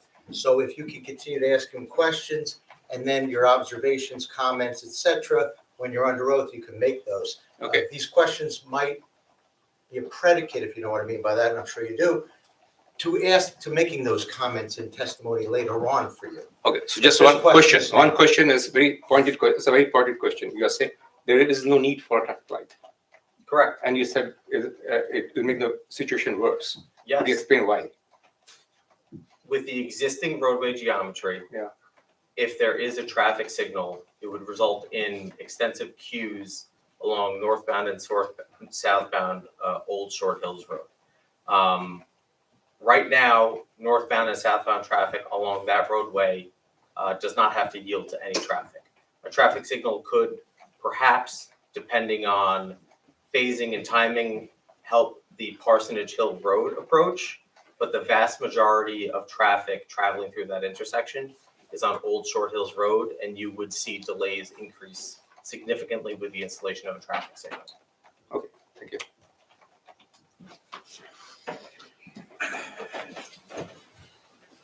Charles Bambara, 37 Keats Road, Short Hills.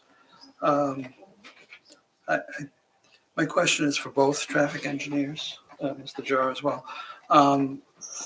It's been brought up before, the possibility of creating a third center lane, both on Old Short Hills Road and on that section of Parsonage Hill Road, to facilitate turns and also provide a right-of-way for emergency vehicles.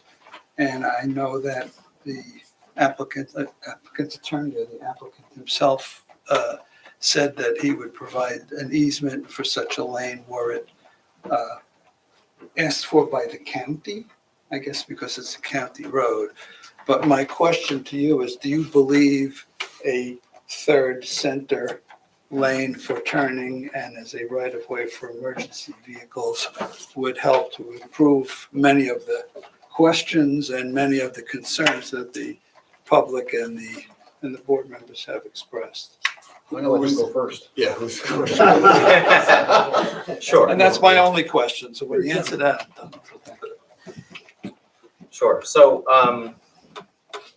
I'll start by saying, well, let me start by saying that the proposed development would constitute 3.8% of all traffic traveling through this intersection during the morning peak hour, and 2.2% of all traffic traveling through the intersection during the weekday evening peak hour, as we calculate. So if there is an issue that needs to be remedied, the cause of that is the ambient traffic, not this application. And the intersection as it currently is configured does have the capacity for the additional trips that would be borne by this development, as indicated in our gap analysis. So we calculated that during the weekday morning peak hour, there are sufficient gaps for 73 motorists to make a left turn from Parsonage Hill Road to northbound Old Short Hills Road. The build volume with the ambient growth in the future with our site traffic is only 49. And again, that 73, that number 73 of gaps is utilizing the default gap value that applies nationwide. That was not reduced in any manner to calibrate for existing conditions. And that was the weekday morning peak. And then the weekday evening peak, there is capacity for 126 left turns and only 56 a demand of 56 left turns in the build Okay, condition. so you've adequately addressed the normal traffic that you described. I also expressed a concern that was shared. We even had a cardiologist from St. Barnabas come and express a concern about a right-of-way for emergency vehicles. And that was also part of my question is, wouldn't that then provide the right-of-way for emergency vehicles that a number of people are concerned about? My recollection is that the cartway width of Old Short Hills Road doesn't change drastically as you travel north or south. So that seems like a corridor-wide issue that needs to be looked at more holistically than at this one particular intersection. Okay, that's your answer. And do you concur, Mr. Jar, or? His answer is really complicated. I'm going to be a little more simple. Your question was very simply, will additional turning lanes help the intersection? Okay, that analysis hasn't been done. So I can only answer that question with a very common sense approach is, and that is that, in the future, should the county look at it and determine if additional turning lanes are necessary, they will make that. This application does not have enough traffic impact for me to say that they have to, but the larger, so if you look at figure 2, the 2026 no bill traffic, that's the actual volumes before they come with their development. So that's really what I'm looking at is what do I own? All right, I'm the responsible party for the county and town, and the volumes are heavy there. Okay, it's heavy volumes, and in the future it may warrant to have additional turning lanes. I very simply would it help? Very possibly could. All right, but the analysis has to be done. It's not easy to do the engineering. I understand. Okay. Okay. Thank you very much. Story. All right, Mr. Vishio, I had just had some questions. There was a lot of discussion of the county's requirements. Will the application require will this require an application to the Essex County Planning Board? My understanding is yes, and it's already been made. Okay, so the county's requirements will be addressed by the county board? Correct. And the potential for, is there a potential for traffic improvements that the county might require? I can't guess on that. Okay. And I think your engineer previously testified that whatever the county requires, you're going to comply with. Is that true or? No, that's not accurate. I mean, the county will review it, and sometimes there's a back and forth, sometimes there's a discussion, and I'm not going to stand before the board that doesn't have jurisdiction and pledge what we're going to do when we're before the body that does have jurisdiction. It'll be up to them, and we'll have to satisfy them or not. Regardless, if there's an approval from this board, it'll be conditioned among other things on that board's approval. Okay. And I reviewed your latest report. You didn't include any additional traffic counts, so you're still relying on the prior data. Is that right? We've collected traffic counts on a number of occasions, May of 2024 and November of 2024. Okay, so around like Memorial Day and Thanksgiving, those were your traffic counts, and you're not conducting any more, right? I wouldn't characterize the dates that we collected the traffic as being affected by those holidays that you mentioned. Okay, but it's true you're not collecting any other traffic data that's further away No. from holidays, no?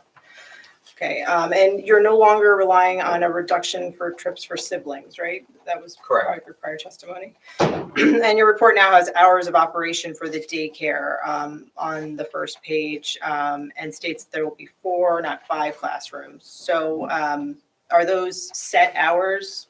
And is that number of classrooms set? Is the applicant going to return to the board if those change? Because I believe your testimony is that it affected the traffic analysis, right? I don't think anything has changed from what the latest architectural testimony was with respect to the floor areas of the daycare center. So, although we did say to the board that by way of clarification that we would, when it comes time to resolution compliance, that on the architectural floor plans, that there was some question as to whether or not the 5th classroom was classroom space or play area, and we had testified that it's play area, and we had indicated that we would make that designation clear on the architectural floor plan. So my question was twofold as to the hours of operation, which are in your report, right? Are those hours for the daycare, if those change, would the applicant return to the board? Because they affect your traffic analysis, right? Yeah, I don't know the degree to which, what constitutes a significant change that would require the applicant to come before the board. The purpose of me including that in the report was to provide the reviewers, the board, an understanding that drop-offs and pickups would happen somewhat gradually and generally consistent with that of a typical daycare. The leeway that the applicant would be given to change things 5 minutes, 10 minutes, 15 minutes here or there, I can't I can't make a determination on what would require us to come before the board. Okay, but the hours that you provided in your report, those are the hours that the facility is expected to operate at, right? Correct. And that's the basis of your report, is those hours, correct? Correct. So then if those hours change, I'm asking if the applicant is going to return to the board if they, so let's say they change significantly. Mr. Chairman, there was a request that dates back quite some time. And it was actually a recommendation that originally stemmed from Mr. Kissinger's office, Brightview Engineering, to submit proposed language by way of a condition of approval with regard to this issue, which I complied with that request. I submitted, I drafted proposed language, ran that by Brightview Engineering. Mr. Kissinger reviewed, provided some minor comments, and otherwise blessed that I incorporated his comments. And I provided that to Mr. Warner, and I believe through the board secretary, but that's been on file with the board for some time. I have not seen a copy of that. Is that been made Can you available to the Can public? you provide a copy to Ms. Story? Yeah. Do you have one this evening? No. Is that available on the website? Should be. Haven't seen it. The objecting letter or? No. No, he's referring to some language from a proposed condition that went through Mr. Kissinger's office, is it? I could swear that I mean to put you on the spot, Mr. Warner, but I could swear that I copied you. I believe I submitted it to the board and copied you on it. I haven't seen that. I don't think we never received it. Why don't we do this? Whether you did or you didn't? Yeah. You believe you did, so why don't you? And copy this Dory, and if it's not already on the website, it will. Very good. As soon as reasonably practicable. No reason why I can't do that tomorrow. Thank you. Thank you. And so your report states that you did not study the Sunday, you didn't study Sunday. And you also did not study the weekday evening. Is that right? Instead, We did not study Sunday, we did study weekday evening. Could I just clarify that these questions are towards the supplemental report that we testified to Is this this all evening? with respect to the January, what was it, 21? Yes, yes, that's what I'm referring Report to. that you're testifying to, Mr. Vishio? Is it January 21? I think I have it. January 21, 2025. Right, yes. And that's what you're referring to with all these questions, Ms. Story, so there's no Yes. confusion? Yes. Thank you. Yes, I, just as an overall, I don't think I have ever asked any questions of Mr. Vishio yet, so this is my first time. But you're referring to the January 21, 2025 report, so we're all clear, and so he's answering the question you're asking, Yes. correct? Okay. Go If I ahead. could just speak, the fact that she may or may not have availed herself of the opportunity to ask Mr. Vishio questions in the past doesn't mean that. Well, I mean, I don't think she's asking you anything other than the January 21, 25 report, so respectfully, I don't think you need to object. Well, with all due respect, I did not ask questions of Mr. Vishio at prior hearings, to allow the applicant to proceed, preparing a concept review before. We discussed this at the end of a hearing that I would wait. So I'm just letting you know, this is the first time I'm questioning this witness, and I'm going to try to restrict it to the January 21st report. Right, I think we're good. Please continue with your questions and Mr. Vishio's answers. Okay, so at least for Sunday, you didn't study that, and you're relying on data from other days of the week. Is that right? We didn't study Sunday at all or included in the analysis at all. Right, and you did that because you're relying on data from other days of the week. You said the traffic volume on Saturdays. It's highly unusual for traffic analysis to study every possible peak hour on every day.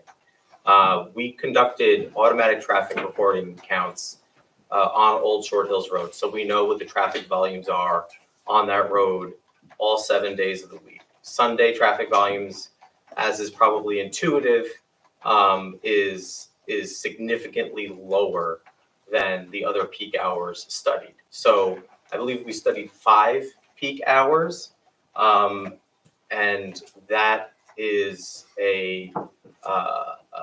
it's very fair to characterize that as capturing all of the potential worst case peaks, so to speak. By studying the Saturday peak hours, is that what you said? No, by studying the weekday morning, weekday midday, weekday evening, Friday evening, and Saturday midday, it is my professional opinion that the level of service results would show more traffic and congestion during all 5 of those peak hours than it would on Sunday. And for that reason, we did not study Sunday. Okay. So I was just looking at the midday peak hour traffic volumes for Saturday and Sunday, and your prior testimony, you testified Saturday, 1,203 vehicles per hour, Sunday, 1,157 vehicles per hour. These in your prior testimony. So these are pretty similar numbers, right? They're off by like 50. Can you repeat that?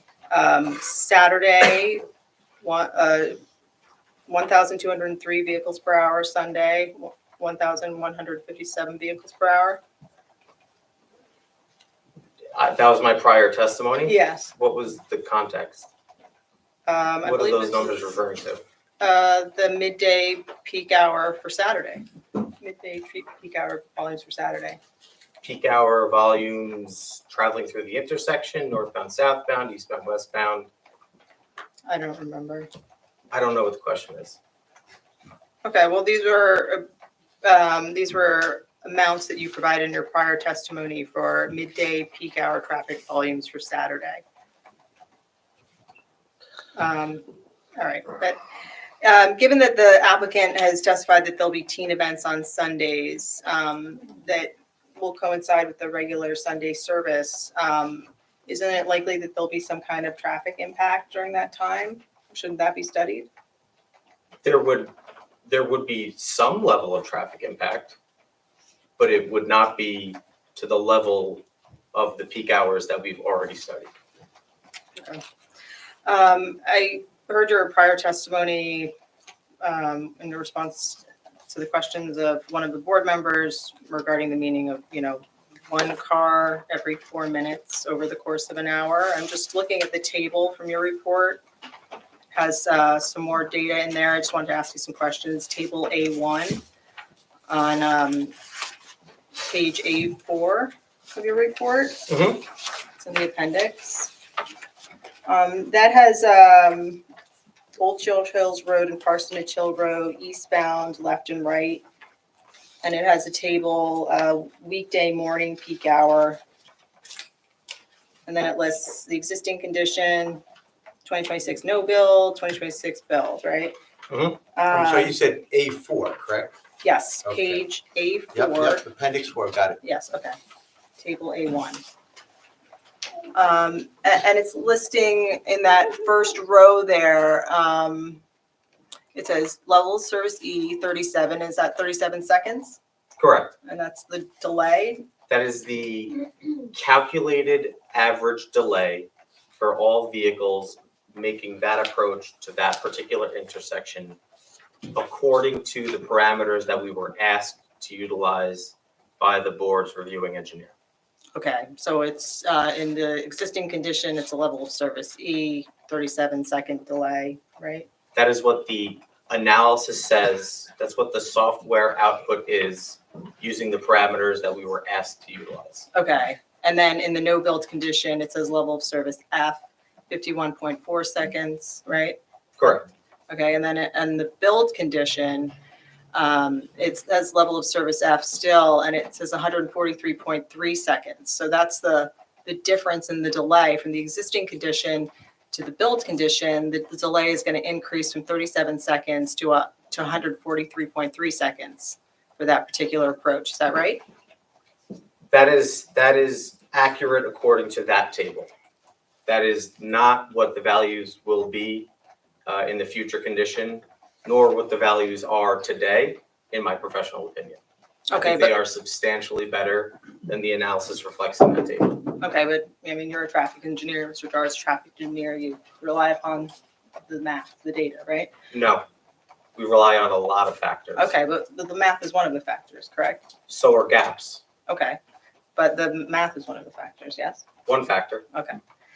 So in this case, the math is showing that the level of delay is going to be, 3 times, almost 4 times than what the average motorist is experiencing at intersection now, presently? Again, I disagree with the conclusions of that analysis. The primary reason being we were not given the opportunity to modify the gaps that motorists accept. We found through extensive review of video that there are motorists accepting gaps significantly smaller than the default gaps that are utilized nationwide.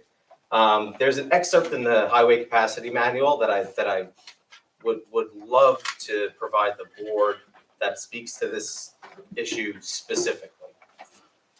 This is the highway capacity manual, 7th edition. It is generally assumed in gap acceptance theory that drivers are both consistent and homogeneous. This assumption is not entirely correct. Studies have demonstrated not only that drivers have different gap acceptance thresholds, but that the gap acceptance threshold of an individual driver often changes over time. In this manual, the critical headway and follow-up headways are considered representative of a statistical average of the driver population of the United States. It goes on to say that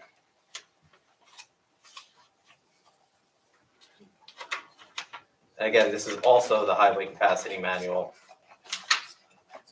Critical headway can be estimated on the basis of observations of the largest rejected and smallest accepted headway for a given intersection. So we've, again, like I said, conducted an extensive amount of review of the video that we have at this intersection. Drivers are accepting gaps smaller than what is considered the statistical average of every driver in the United States. And for that reason, the real world operations of this intersection are substantially lower than what is reflected in the table that you're referencing. And if you'll allow me, I think the best, most straightforward way I can provide a real world example of this is by using the intersection of Old Short Hills Road and Park Road as an example. So in that same table, the calculated delay value is 28 seconds during the morning peak period. I reviewed the video myself from the 8 a.m. to 9 a.m. peak hour with a stopwatch and found that the average delay was 19 seconds. And that 19 seconds includes one vehicle that was stopped for about a minute, allowing an emergency vehicle to pass. So if you discredited that one vehicle, the average delay would be 16 seconds. So the real world delay at Park Road is 16 or 19 seconds, depending on how you want to take a look at it, versus the 28 seconds that we're representing in that table using default values. Okay, so wouldn't it make sense, you're saying that the current delay that you're experiencing when you apply the numbers and put it into your computer is greater than what you observed at Park Road, right? Correct. Correct. Okay, so wouldn't it make sense that the numbers that are provided in your table, even though those the delay in seconds may be greater, but the multiple of the amount of the delay would be the same? No, because when you achieve volume to capacity ratio, approaching 1 or greater, the delay values increase exponentially. So what you're seeing is in the no build condition, we go from in the morning peak hour, I think it's we achieve an F, right, in that table? Yeah. Morning peak hour. So that's when the volume to capacity ratio is over 1. Every additional vehicle grows that delay exponentially. But if we were starting at a lower delay value, which is what the real world conditions are, that exponential growth wouldn't occur. Okay, but would you expect there would be at least, I mean, this table is showing almost 4 times the delay for the eastbound left-right approach. Wouldn't you expect there would be double or triple the amount of delay? No, I mean, I think I'll go back to what I said at the top. 1 vehicle every 4 minutes, I don't think would double the delay for 300 some odd vehicles that approach that intersection. Okay, well, at least the first column here is showing almost 4 times the amount of delay. And then when you go to the weekday evening peak hour, it remains level of service F for the entire time for Old Short Hills Road, Parsonage Hill Road, eastbound, left, right. Right? It's always level of service F. That's the current condition and it'll remain that in the build, right? My previous answer, I think, still applies.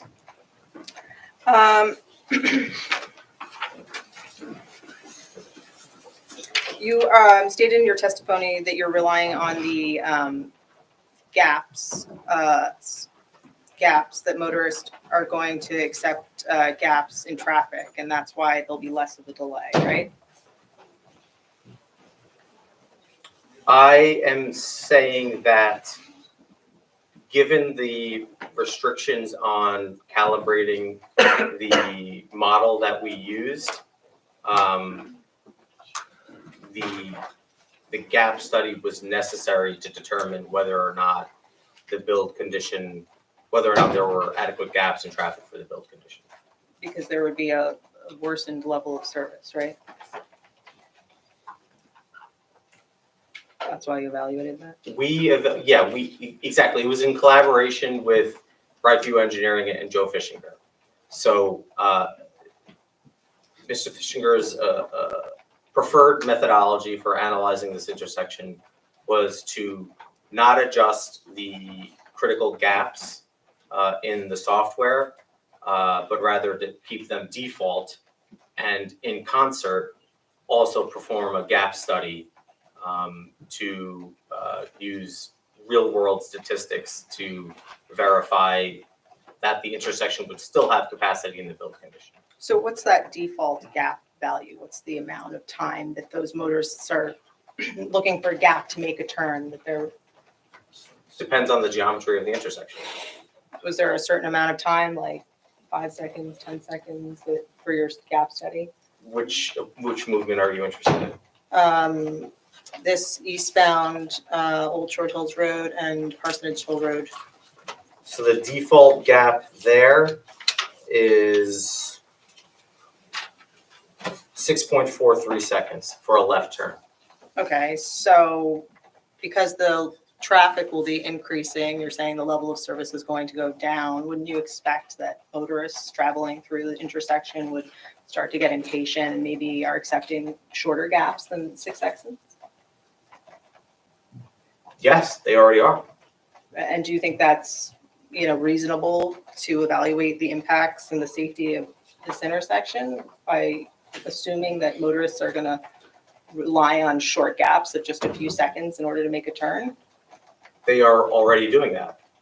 Right, but over time, after this is constructed, the level of service is going to continue to degrade and the amount of traffic is going to increase. And motorists will become impatient. Wouldn't you agree? When traffic increases, motorists become impatient. Perhaps 10, 20, 30 years in the future, but not as a result of this development. Okay, but you're relying upon short gaps in the traffic for motorists to be able to make a turn. That's what you're relying upon. For They your all evaluation. already are. Do you have any concern that motorists might, because they're impatient, they might use the property as a cut through? That's illegal. Okay. Did you evaluate that as part of your analysis? No. Are there any signs or anything like that that? No. To prevent that? No? No.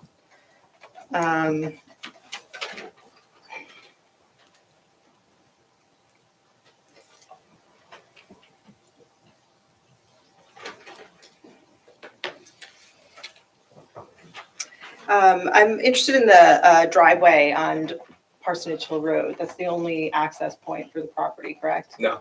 That's the only entrance. Correct. Right? It's the only entrance.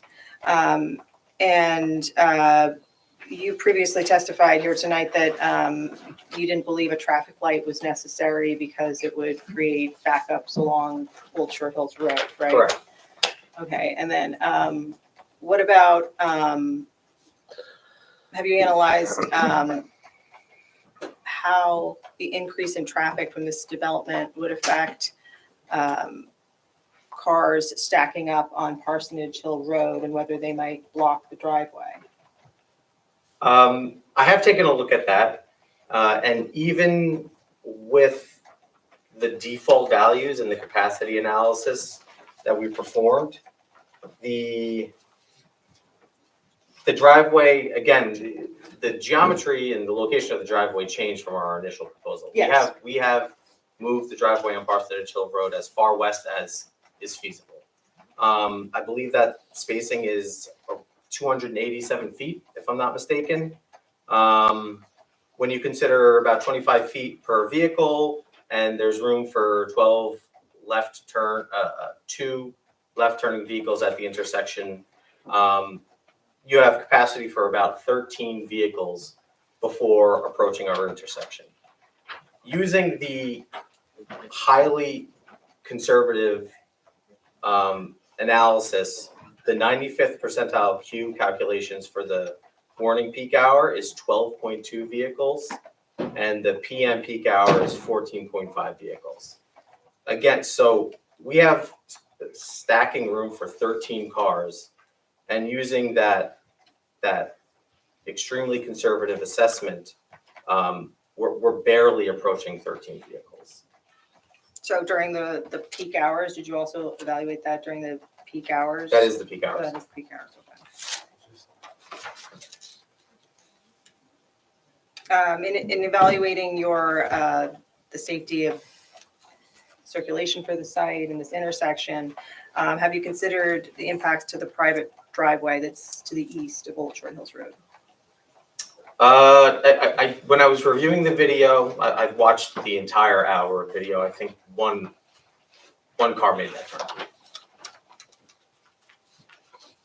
Okay, so that was your only evaluation of that driveway? Other than, that was the only thing you observed? They found an adequate gap in traffic and they performed a turning maneuver Okay, but safely. you didn't analyze this as a four-way intersection, it was just a three-way intersection, you didn't include that driveway? I wouldn't analyze this as a four-way intersection if one car makes a movement in an entire hour. Do you think that the additional traffic and increased delays will create any kind of unsafe situation for vehicles trying to get in and out of that private driveway? No.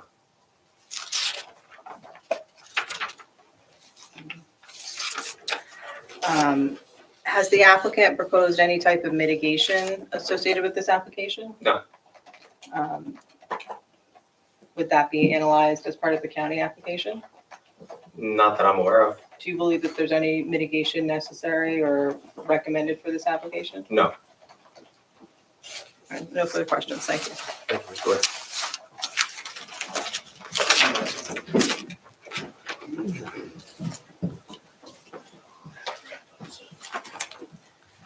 Hi, Randy Faust, 11 Park Circle, 24 years. When you do your analysis, are you taking into account speed at all when you watch that hour video? The speed of the cars that are traveling? We do in performing our site distance analysis.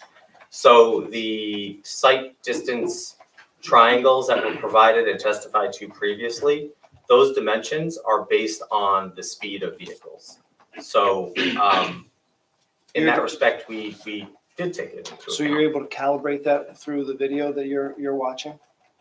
No, I didn't calibrate or take any speed measurements from the video I was watching. Okay. You know what the speed limit is on that road by chance? I believe it's 35. Okay. I testified to that previously. Okay, good. So this speed is not taken into account of any of the math or analysis that you, Mr. Jar, are putting together? You're assuming that they're going 35 miles an hour up and down this road? No, You're not assuming that?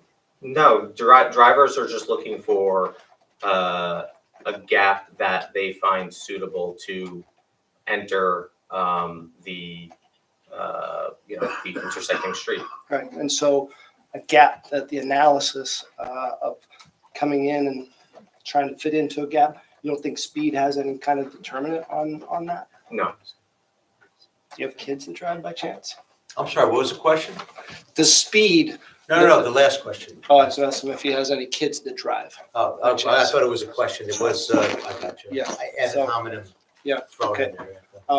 Okay, that doesn't seem right to me. But, so this delay time, is the calculus the same? So coming out of Park Road, is the calculus the same for making a right and going up the hill versus making a left and going down the hill? No. No. Left turns require a larger gap than right turns.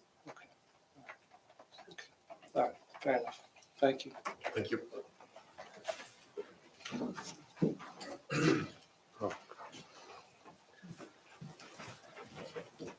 Jerry Kung, 17 Lee Terrace. I have a couple questions focused on now it's going to be a four-way intersection, or there's two stop signs, right? At the exit from the daycare and the exit from Park Road, there's going to be stop signs, and then Old Short Hills Road going north-south. Is that Correct. right? Okay. So in your traffic report dated January 21st, 2025, page A4, this is the delay level of service analysis. The current or the no build condition in 2026 is 30.4 seconds going westbound. So that's, if I'm interpreting that correctly, does that mean that in 2026, in the no build condition, a Park Road resident trying to leave in the morning peak hour will wait on average 30.4 seconds? According to the parameters that we were asked and required to use. Understood. Okay, so, and then and based on that same sort of reasoning, in the build condition, there's an 11.3 second delay increasing for those residents out of Park Road. Is There that would correct? be some increase. Okay, based on the analysis that is presented in your traffic report, that is the increase that is to be expected mathematically. Is that correct? Okay. Okay, so, so on page A9, so this is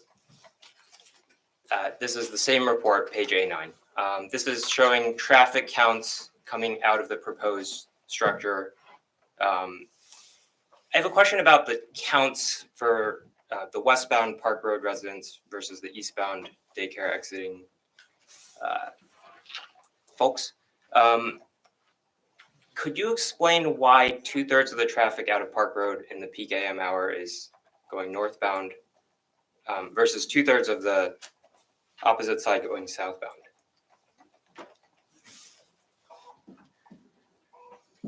Because most traffic is coming northbound in the morning, so we're sending our trips back that way. So most traffic is. You see 930 there? That's higher than 724. Where's 930? Sorry. Northbound through approaching Park Road. We might not be looking at the same numbers. So I'm looking at the 11. So exiting Park Road, there's 11 cars going northbound and 7 cars going southbound. Which figure are you looking at? 4? Figure 4, page A9. Yeah. Yeah. So that's approximately 2/3 of the traffic leaving Park Road is going northbound. Yeah, that makes sense. More people travel northbound on Old Short Hills Road in the morning. So, no, this is, okay, yes. So exactly. So coming out of the daycare, approximately 2/3 is going southbound. Yeah, because they came from the south and they're returning to the south. That's called primary trips. That's another way that our analysis was conservative. We assumed every trip was primary. We didn't assume any pass-by traffic. If we had assumed pass-by traffic, I would have sent the trips northbound. So, okay, that's fine. But suffice it to say, there's approximately twice as much traffic trying to go onto Old Short Hills Road as a result of the build condition. Is that correct? No. So there's, maybe I'm not understanding this. So right now, if I look at these traffic counts, there's 18 people exiting Park Road trying to go either north or south. Oh, you mean approaching Old Yes, Short Hills correct. Road at this particular intersection? Correct, yes. Yeah, we're, So going, we're going from a 3-leg intersection to a 4-leg intersection. Good. Correct. Great, thank you. So then 2 pages from there, page A11. So you have, so just a general traffic question. So right now, it's a 3-way intersection, as you said. When we go to a 4-way intersection, who has the right of way if multiple people approach the intersection at the same time? The driver to the right. Who is to the right if there's 2 stop signs? They're opposing from each other. So who has the right of way? The driver that gets there first. Okay, the driver that gets there first. And that's irrespective of what direction they're going in. Well, the two, if they're both making left turns, they could occur simultaneously. If they're both making left turns, they can occur simultaneously? Yeah. Are you certain about that?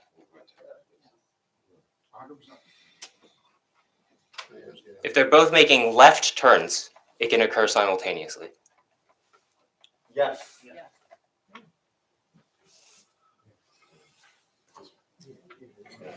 It happens at every intersection constantly. Well, yeah, wouldn't they crash? No.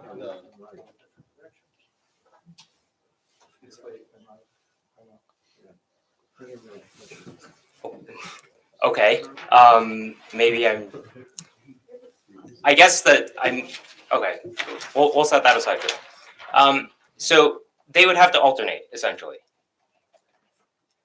Sure.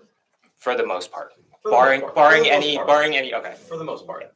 If they're both making rights, I understand they wouldn't crash. If they're Correct. both making lefts, I'm a little worried about, but that's fine. We're in a little bit of a disagreement there, Yeah, but sure. Sure. Okay, so there's a gap analysis for gap required for 1 vehicle, 2 vehicles on this page A11. Does that take into account this alternation? That's just the total number of gaps available for any left turn, whether it's coming from Park or the site driveway. So my question is specifically related to, you said gap required for 1 vehicle is 6.43 seconds. Gap required for 2 vehicles, 9.96. Now that makes sense to me if there's a 3-legged intersection, but when it becomes a 4-legged intersection, you're going to necessarily require some alternation. Yeah, and the gap actually increases for a 4-leg intersection. Okay, and So I that's previously testified to 6.43. A 4-leg intersection has a base critical gap of 7.1 seconds for a left turn, which we utilize. Am I looking at the right? This is A11? 8, you're looking at the wrong intersection. You're concerned about A13. Okay. I see. So that the increase is 3.5 for, can you help me understand that? Because the increase from 1 vehicle to 2 vehicles is 3.5 seconds, and now it's the same difference between those two. Okay, so here's the difference between the first intersection you were talking about and the second intersection. The first intersection, Parsonage Hill Road and Old Short Hills Road, has a base critical gap of 6.43 seconds. Yeah.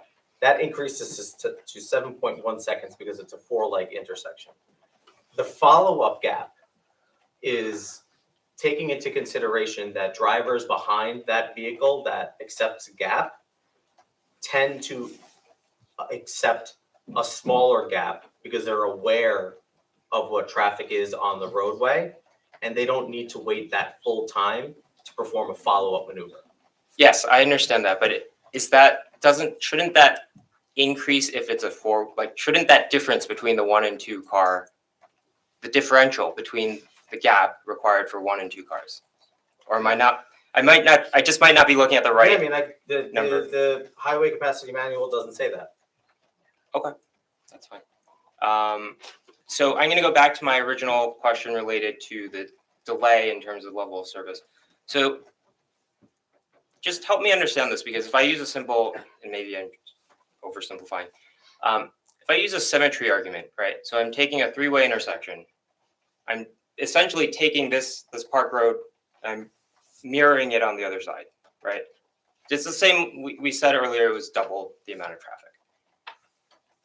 Wouldn't logically you would expect that it would go from 30 seconds to 60 seconds as opposed to 30 seconds to 40 seconds? No, I disagree with that completely. Why? Because the vehicles can use gaps simultaneously. And just increasing even if we were to double the traffic on Park Road, one car does not But that's equal- different, right? Because you're not. So you might, he was trying to ask, in fairness, you might want to let him finish it, trying to answer your question and then follow up. Sure. Are you finished answering your question? I'm finished.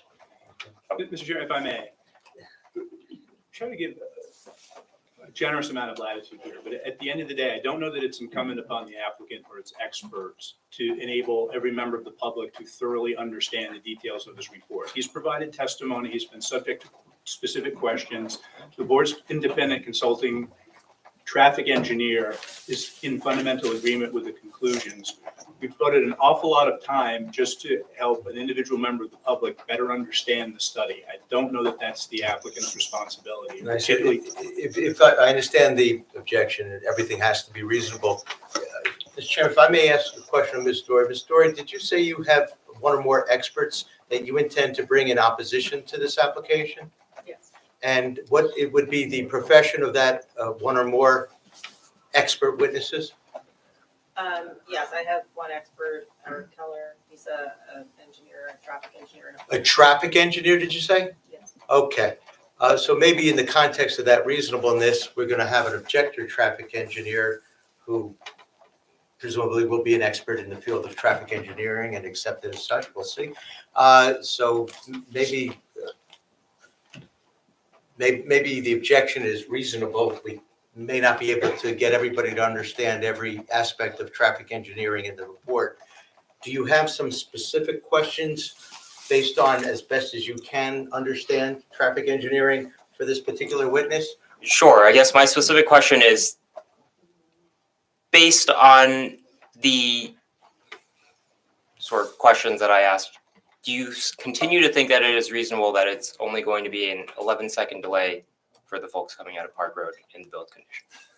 Yes, if not less. Okay, thank you. Mr. Chair, given the hour. We either have to make a motion or not. I said or not. Does anyone want to make a motion to extend the time? And not to call this any more. I make a move to call this any. Yes, Not I extend- second, not I extend. second the motion to end tonight's session. Did you want to see if, well, we have a couple of housekeeping items. Did anybody who did not, maybe the first is, did anyone who did not have an opportunity this evening to ask Mr. Vishio a question about his January 21 report, which is his testimony tonight? Did anybody else, with the chair's permission, the public want to ask a question? We have one, we have two. Yes, two. Are you raising your hand, ma'am? Yes, two. Anyone else? Two, okay. You can start with the next time. Okay. I also had some follow-up questions, so next time's fine. Sure. And Mr. Jar, you can come back, or Mr. Fisher? Okay. So the reasonable expectation is a couple of members of the public and certainly our board members may have questions. So Mr. Vishio and Mr. will be back at least for that. Mr. Levine? Yes. Thank you. And then I believe your next witness, if I understood you correctly, was your last witness, which is your planner, is that correct? Correct. Okay. And then in light of that, among other things, we certainly need to, before we carry this meeting, well, we do have a date to carry it too, as I understand it. But will the applicant extend, certainly the applicant's going to need to finish the expert traffic engineer and the planner. And members of the public certainly have an opportunity to present comment. And Ms. Dory apparently has one witness, as we understand it, Ms. Dory, traffic engineer, or civil engineer and traffic engineer? Or I have one witness. I'm not sure what to testify on, but I have one witness. He's an engineer and or a traffic engineer? Okay, thank you. So I think it would be fair to assume there'll be at least one more meeting date after March 5th. So can we get an extension? Do we anticipate having you may want to talk to your client separately. Do we have a date after March 5th that we anticipate being available for this hearing? Mr. Warner, just a reminder that if they agree to a landscape architect, that would be another professional. Well, it's all TBD, yep. Trying to get us an extension beyond the next hearing if it wasn't obvious.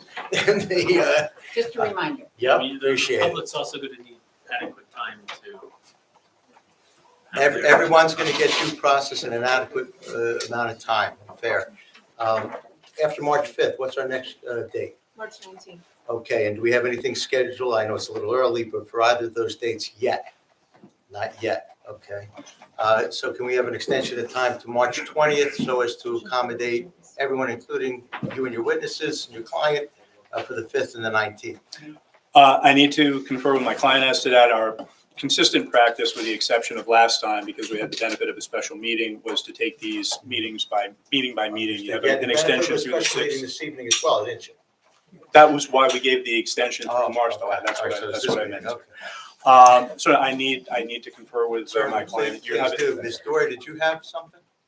Yes. I just wanted to ask one thing by way of housekeeping is if Ms. Dory is planning on offering a case in chief, which is certainly her right, I wanted to confirm that, as has been incumbent upon the applicant, to submit reports that are 10 days prior to the hearing, if that will also be true with regard to any expert reports that.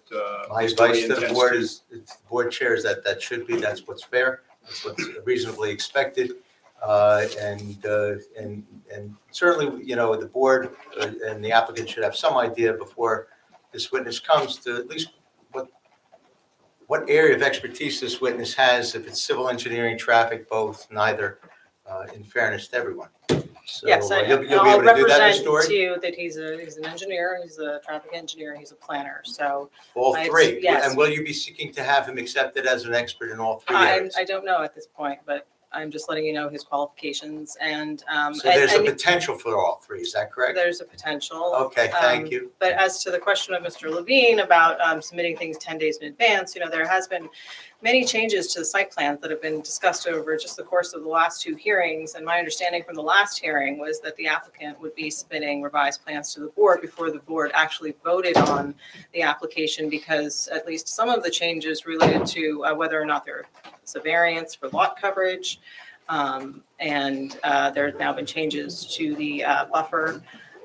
So I had the expectation that revised plans would be submitted 10 days before the next meeting so that the board's professionals and the board could review them to confirm compliance before the board actually voted on the application. There's also been representations that there may or may not be additional submissions before the next meeting. So I'd like to also know from Mr. Levine if he'll be submitting anything 10 days before the meeting and if he will be submitting revised site plans. I never represented that we'd be submitting an additional set of revised site plans. We submitted a set of revised site plans that were testified to at length at the last hearing. In my view, any other loose ends that have been discussed and testified to, we had indicated that would be part of resolution compliance if this board were to see fit to approve the application. I don't believe And I think what we're referring to, aside from everyone endeavoring to get these reports in 10 days in advance for the benefit of the board professionals, the board members, the public, et cetera, and the respective applicant and objector, is initial reports in particular. So I think the initial reports certainly were provided well. more than 10 days in advance, I think, from the applicants. And so, given the time frame that your expert has had, if there's going to be a report from your expert in any or all the aforementioned capacities, it's very reasonable for the board to request that you provided 10 days at least in advance. Yes, but I hope the board and you will recognize that there are actually calculations and exhibits that I've received just today that. I think the board recognizes. Okay, and if I am think to the board provide appreciates things. that you'll endeavor to do like just as the applicant should Yes, endeavor but to do. today is February 12th. If I am going to endeavor, which I will, but going to submit something, to send it at least 10 days before, I will try, but that does not give a lot of time. There's a holiday in between, and I'm just letting the board know that there's new material that I have received just today that is in my hand. I do not have it otherwise, and I'm promised more, I guess, tomorrow. So, You'll first be providing that to your expert, no doubt, immediately, and we'll go from there. So we're looking at March 5th. And again, you're going to see, Mr. Levine, if you have the authority from your client to extend to March, is it 20? Don't quote me. Well, 19th is the date, but 20 the day after is as per prior. So does the board have an extension of time to act through the end of March 20, or is it still just March 6th? It's still just March 6th. Okay, well, then with the chair's permission, I think we're carrying this matter without further notice to March 5th. Is that correct, Natalia? Okay, 7:30 PM, correct me if I'm wrong, this building still, correct me if I'm wrong? Okay, so that's when we're carrying it to, so everybody's on notice, no further notice. Thank you. If I may, before we release, just two things to take away. One was the discussion about the landscape architect, and two was the renderings of 360 all season, if you don't mind. Yes. Thank you very much. Thank you, everybody, also for your decorum. The last half here was much better. Motion to adjourn. Mr. Chairman? All in favor? I don't want to mislead you. I understand that those are the open requests that I need to include. I didn't mean to suggest that I've had that chance that I can promise it to you guys. We will discuss that. I understand you're looking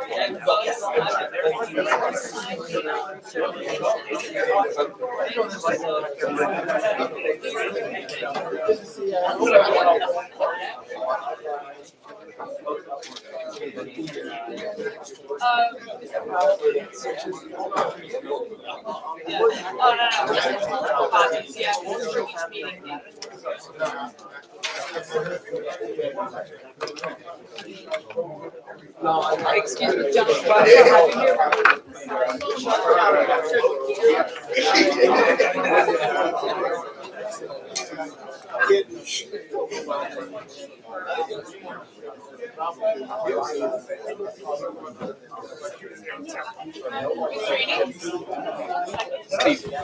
Yes, all right, you can know my email now, because the question and answer was whether I would get to speak to a planning official on that or a witness on their side, so.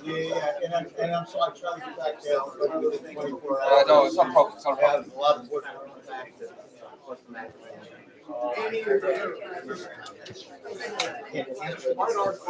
No, I just called you directly because I usually just go to the phone just to, and then read my email because it's been answered. Yeah, no, I got you there. Oh, no, it's not a problem, it's not a problem. I'm telling you, deal with whatever else you have to do. Well done. Joined it. It's a lot more exciting than it sounds on paper. Well, more pay? Well, when you say Well, I want to spend it all at once. Give a pen. I don't know. Yes. Thank you. Certifications. Oh, the affidavit?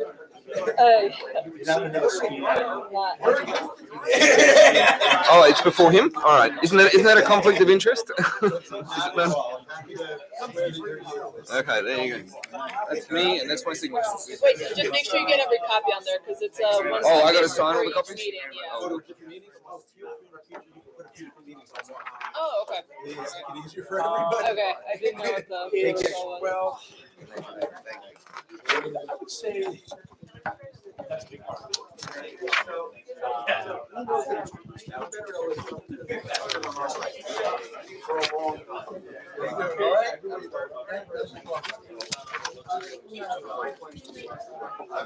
Thank you.